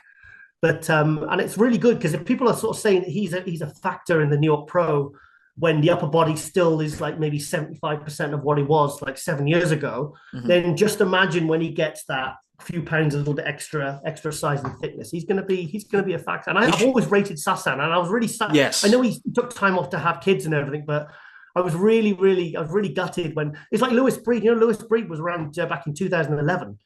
And I photographed him at the British finals. He was third in the heavyweights. And actually, one of the photos he used to use on his profile, his Instagram profile, was a photo I took at the 2011. And he was phenomenal. He was 23 years old. And I was like, God, this guy's phenomenal. And then he just disappeared because he went and had kids like Sasan. Then he came back in, was it 2018 or something? And now he's getting top 5s and top 3s, and he's doing really, really well. So I think I really rate Sasan. So I'm really happy that he's come back. He should do Cali, so he can get to the Olympia.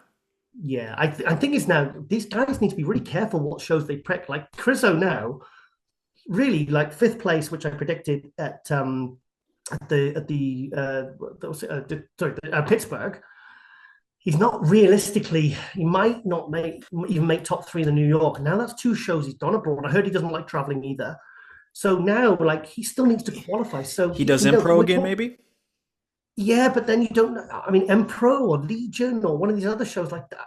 These guys really need to think strategically of what shows they pick now, because if they don't, we might get 1 or 2 really, really big names not even qualifying for the Olympia this year. There is a major show every weekend until like August. Ron said that, so yes. I'm hopeful. But then again, say they're non-American shows, and you get like Behruz and Nathan just wanting to win everything, win as many shows as possible, and they'll do it. Behruz gets 3 shows, Nathan gets 2. Then there's no qualification spots left in Europe. Now all those European guys have to go to America, and then they go up against Antonio Burton or someone else who took time off, looks absolutely fantastic, and then it's kind of like a wasted trip. So these guys really, really need to get that calendar out and really think carefully, because there's the thing is then, or they need to just think, okay, I might not qualify for the Olympics, so I'm going to go do the big money shows like Dubai or whatever. Pick up some good prize money. I'm enjoying the season even more than I did the start of 2024. I think it's going to be a good one. Yeah, it's been good. It's been good. Right. I've loved it so far, mate. And like I said, I think they're judging it fairly as well. Even though I disagree with, like Tyler said, he's not just I had Nick winning, but that's just how it goes sometimes. But when it's close, when it's close and those guys have got big fan bases, you're going to get some that are going to be really, really disappointed, and then they're going to say, it was a robbery, when in reality it's a 1-point decision. Yeah, I kind of disagreed with. I think he made it sound a little bit closer than it maybe was. I still think it was a clear Nick win. Maybe we can stop using the term robbery, but those are my final thoughts. He had it closer than I would have. I had it clear Nick, but he did end up voting for Nick, so that's the important thing for me. I can finally sleep peacefully. I haven't gotten a wink of sleep over this, as you could probably tell. So you need to get out more, mate. Go to the gym, do some squats, go get it out your system, mate. Yeah, this is true. But that's why I'm doing shoulder. I've actually got to have some food now. I'm going to get some. I'm training shoulders. My training's going fantastic at the moment because my shoulder healed. I healed it myself. Oh yes, I've heard about this because I've been watching. I'm like Wolverine, mate. Honestly, because you're biohacking. I tore my shoulder. I actually completely tore it. I tore the supraspinatus, full rupture, full thickness tear, and a partial tear on my subscapular. And the specialist said, "Look, you absolutely need surgery." I could barely move my arm. The pain was keeping me awake at night. I couldn't train chest or shoulders for 8 months. And then he told me I needed surgery, which I was supposed to have December the 10th. And I said, and I had it in my head that I could fix it. So I did the peptides, the BPC, TB500, 500 microgram a day of each, subcutaneous and intramuscular. I did intermittent fasting. I did low to zero carbs, zero sugar, and also morning cardio to kind of get, because I learned a lot about any pains, aches, chronic illnesses caused by inflammation. Yes. And things like fasting, cardio to get the blood moving around the body, the healing peptide, the combination of that healed it. And now I can't. I won't be pressing any 100-pound dumbbells for shoulders, but I do pre-exhaust, and I can lift like 70%. But it means I can actually train properly again now. So my fire for training has come back like none other. And I feel absolutely incredible right now. Well, I appreciate you for coming on and giving your flexing your unk status. You know what that means? No, I can guess. It's like a Gen Z term. It's like, man, yeah. You've got that crazy. You're unk now, 48. I mean, oh no, that's insane. I know. I just add 10 years to make people feel better about themselves. Okay, understandable. But as you can see, I don't really have that many opinions. I don't have much to say. Clearly, I mean, it's like pulling teeth trying to get answers out of you. Yeah, I said to him, I said, mate, you're gonna have to really kind of keep a tight rein on this one, because I can just talk and talk and talk and talk, and I can run away very easily. I wanted to listen. I don't know, some people won't like that, but I brought you on so I can listen and tell you you're wrong, which I think I've done. Which I think I've done enough today. So that's good. Yeah, but you did it you're not afraid to give your opinions. You're not just someone who just agrees because okay, then you have your own opinions and you know why. So that's I can talk to people like you all day long about bodybuilding, because you'll have your opinion but you'll be able to back it up. It's like, I'll say, why do you think that? And you'll say, well, this, rather than just kind of like, oh, I think that, and this is why. And I don't know why I think it. It's just, but you're wrong, you're stupid, you're an idiot. So I do a little bit of both. No, because I think is I kind of want to hear different opinions, because like I said, I was bang on with my whole top 8 with this show with Pittsburgh. But like when I wasn't happy about it, because when I saw them on stage, I was like, oh shit, actually. Yeah. I wish Nick had won this. You got the answers. You got the answers early, and you're having buyer's remorse after this. Yeah, well, exactly. And I think Nick will. I think there's a strong possibility that he'll get his revenge at the Olympia. So let's see what happens. Revenge, I don't think he'll win the Olympia, but I think there's a good case for him to place ahead of Derek, because I don't have either of them placing first at the moment. Okay. Well, I think I'm worried about Derek kind of this long prep. I just hope he's fresh enough to be able to, because the thing is, let's be honest, staying on gear that long and he's coming off the Olympia prep. And I know he's very motivated and driven and he's got a very strong mind. But realistically, you need, like, Samson's completely cleaning out now. I mean, you could see, he was, he's probably not even on TRT at the moment. He's probably on like a Miller test or something, a couple of Miller tests a week or something. I mean, that's realistic. Yeah. He might be off. So basically, he's pretty much nearly off completely. So he's having before he can kind of clean his body out, give it a rest, and then go all out for attempting to win his second Olympia. 90% Samson beats everyone. 100% Samson dominates. Tell me I'm wrong. I'm wrong. Imagine Samson in 98 Olympia Ronnie condition. I mean, that's a 10-time Mr. Olympia. Easily. I think what you said earlier, Samson has the best physique. He's his own worst enemy. That's it. Yeah. And I think if he came in like something we've never seen before, then to be honest, I know it sounds, height does play a part. When you got someone like that who's tall, aesthetic, yes, nice shoulder to waist, beautiful abs, when everything's right and everything's in, and he's got beautiful lines, he's like kind of like a bigger Sean Roden, but exactly. imagine him in 2018, Sean Roden condition at like 290, 300. I mean, I don't think you can get better than that. No, I think I know this is, I don't think it would be Ronnie Coleman, because you can't, but it would be something along the lines of what we talk about in terms of that. If Samson could do that multiple times, we'd be looking at him as such a dominant champion. I've always had it in my head that he'll win 3 Olympias. So I think just something my brain just says, look, I think he's got, with his age and his, where he's at and how he improves and the work he puts in. And I've got a feeling that he has the potential to win 3 Olympias. Now, he could be like a Jay that loses it this year but gets it back next year. And I could see, remember 79 to 84, we had a different Mr. Olympia every single year. We had from 2021 to now, we've had a different Mr. Olympia every year. Rami, Hadi, Derek, Samson. I think we could potentially see, like, say Nick, or maybe Derek gets it back, or Hadi gets it back. I can Andrew. See, I can say Andrew, and if Andrew really gets his shit together, and everything comes to, all the stars align. I mean, how wouldn't you want to see someone like I would love to? I'll be honest. Maybe this is biased, but I would love to see Samson and Andrew, the final two, because I think tall, like these wide shoulders, small waist, crazy genetic shapes, small joints. Yeah. I mean, I think that would, because the thing is, when those guys walk in a room, you're just like, I mean, I did the tour with Andrew. I mean, it's the aura. The aura, you know that term? Yes. It's like, well, it kind of means the same thing. It's got a resurgence now. Like Giles, maybe someone would say you have no aura.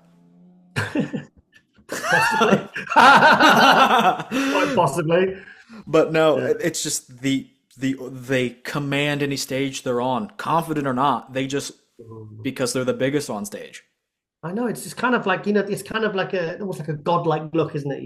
But plus I'm a tall guy myself. I'm 6'1", so I kind of, I'm obviously rooting for the tall guys, especially. But like I said, it's the Olympia is going to be exciting. I think there's. Are you going? I'm probably going to go actually. Yeah. Man, maybe I'll go if all my friends are going to be there. Well, where are you based? I'm in the good old Midwest. So it's only a short flight for you, mate. Come on. Man, I have to fly halfway around the world to get to If it was in Florida, I would be there. I'd be there every year if it was in Florida, like they did in 2020. Come on, get yourself there, mate. Get yourself there. I've never been on a plane. Really? It's true. Wow. Well, you need to start. Get on the train. Get a road trip. Get some friends together. Go on a road trip. Because I'm telling you, mate, you Americans don't know how lucky you are having the Olympia on your doorstep. Yeah, I need to go to the Arnold too. It's like 3 hours for me. That's something we drive. So. Sorry, my cat's just come to say hi. Yeah, you would have a cat. But I had 3. One died a few weeks ago. I'm so impressed with your property. You're always showing it. With you guys call it a garden, we call it a yard. But I'm impressed with your yard, your patio, your overall property. I'm very impressed. It's like tucked away there in the country. Beautiful. That's Tiger Towers, as they call it. I mean, I'm in the studio now, and I've got the doors open, and I've got the garden. And it's so peaceful and quiet, and like I woke up at 6 o'clock this morning, and it's just the sun's coming through, and I get my coffee, and I got in the garden, look at the view. I just all the animals and stuff, and the cats usually follow me out as well, like this one here. You hate seeing someone so happy. Don't knock the webcam off. Well, with that, Omen, let's end it there. I appreciate you for coming on. My pleasure. Do you have anything you want to plug? Not really. I've got Terence Ruffin flying in next week for the tour. True. That's true. If you are in the UK, check Giles' Instagram, which will be linked in the description, because he has all the information there. At least the leads there. But anyway, see your tail. She only gets on the table and starts annoying me and knocking things over when she's hungry. So I better feed her. I better feed myself as well. I got salmon, green beans, and some macadamia nuts. Then I'm going to go hit some shoulders and traps. I'm on that Lee Priest diet. A little bit of clean, a little bit of dirty. I'm young. I can just do that. Good man. Well, I can't afford because I'm training hard at the moment, but junk food just doesn't agree with me. I don't like it. Yeah. I'm diabetic. I have problems with my blood sugar as well. If I eat junk food, it's just such a nightmare to get it down. It's crazy. So it's just easier for me. I like eating clean as well. Like I eat like a pre-contest bodybuilder all year round. Sorry about that, Unc. But anyway, make sure you hit the like button. When you get to my age, you gotta watch the old diet. Exactly. But be sure you hit the like button on this video, subscribe for more, and I will see you all in the next video.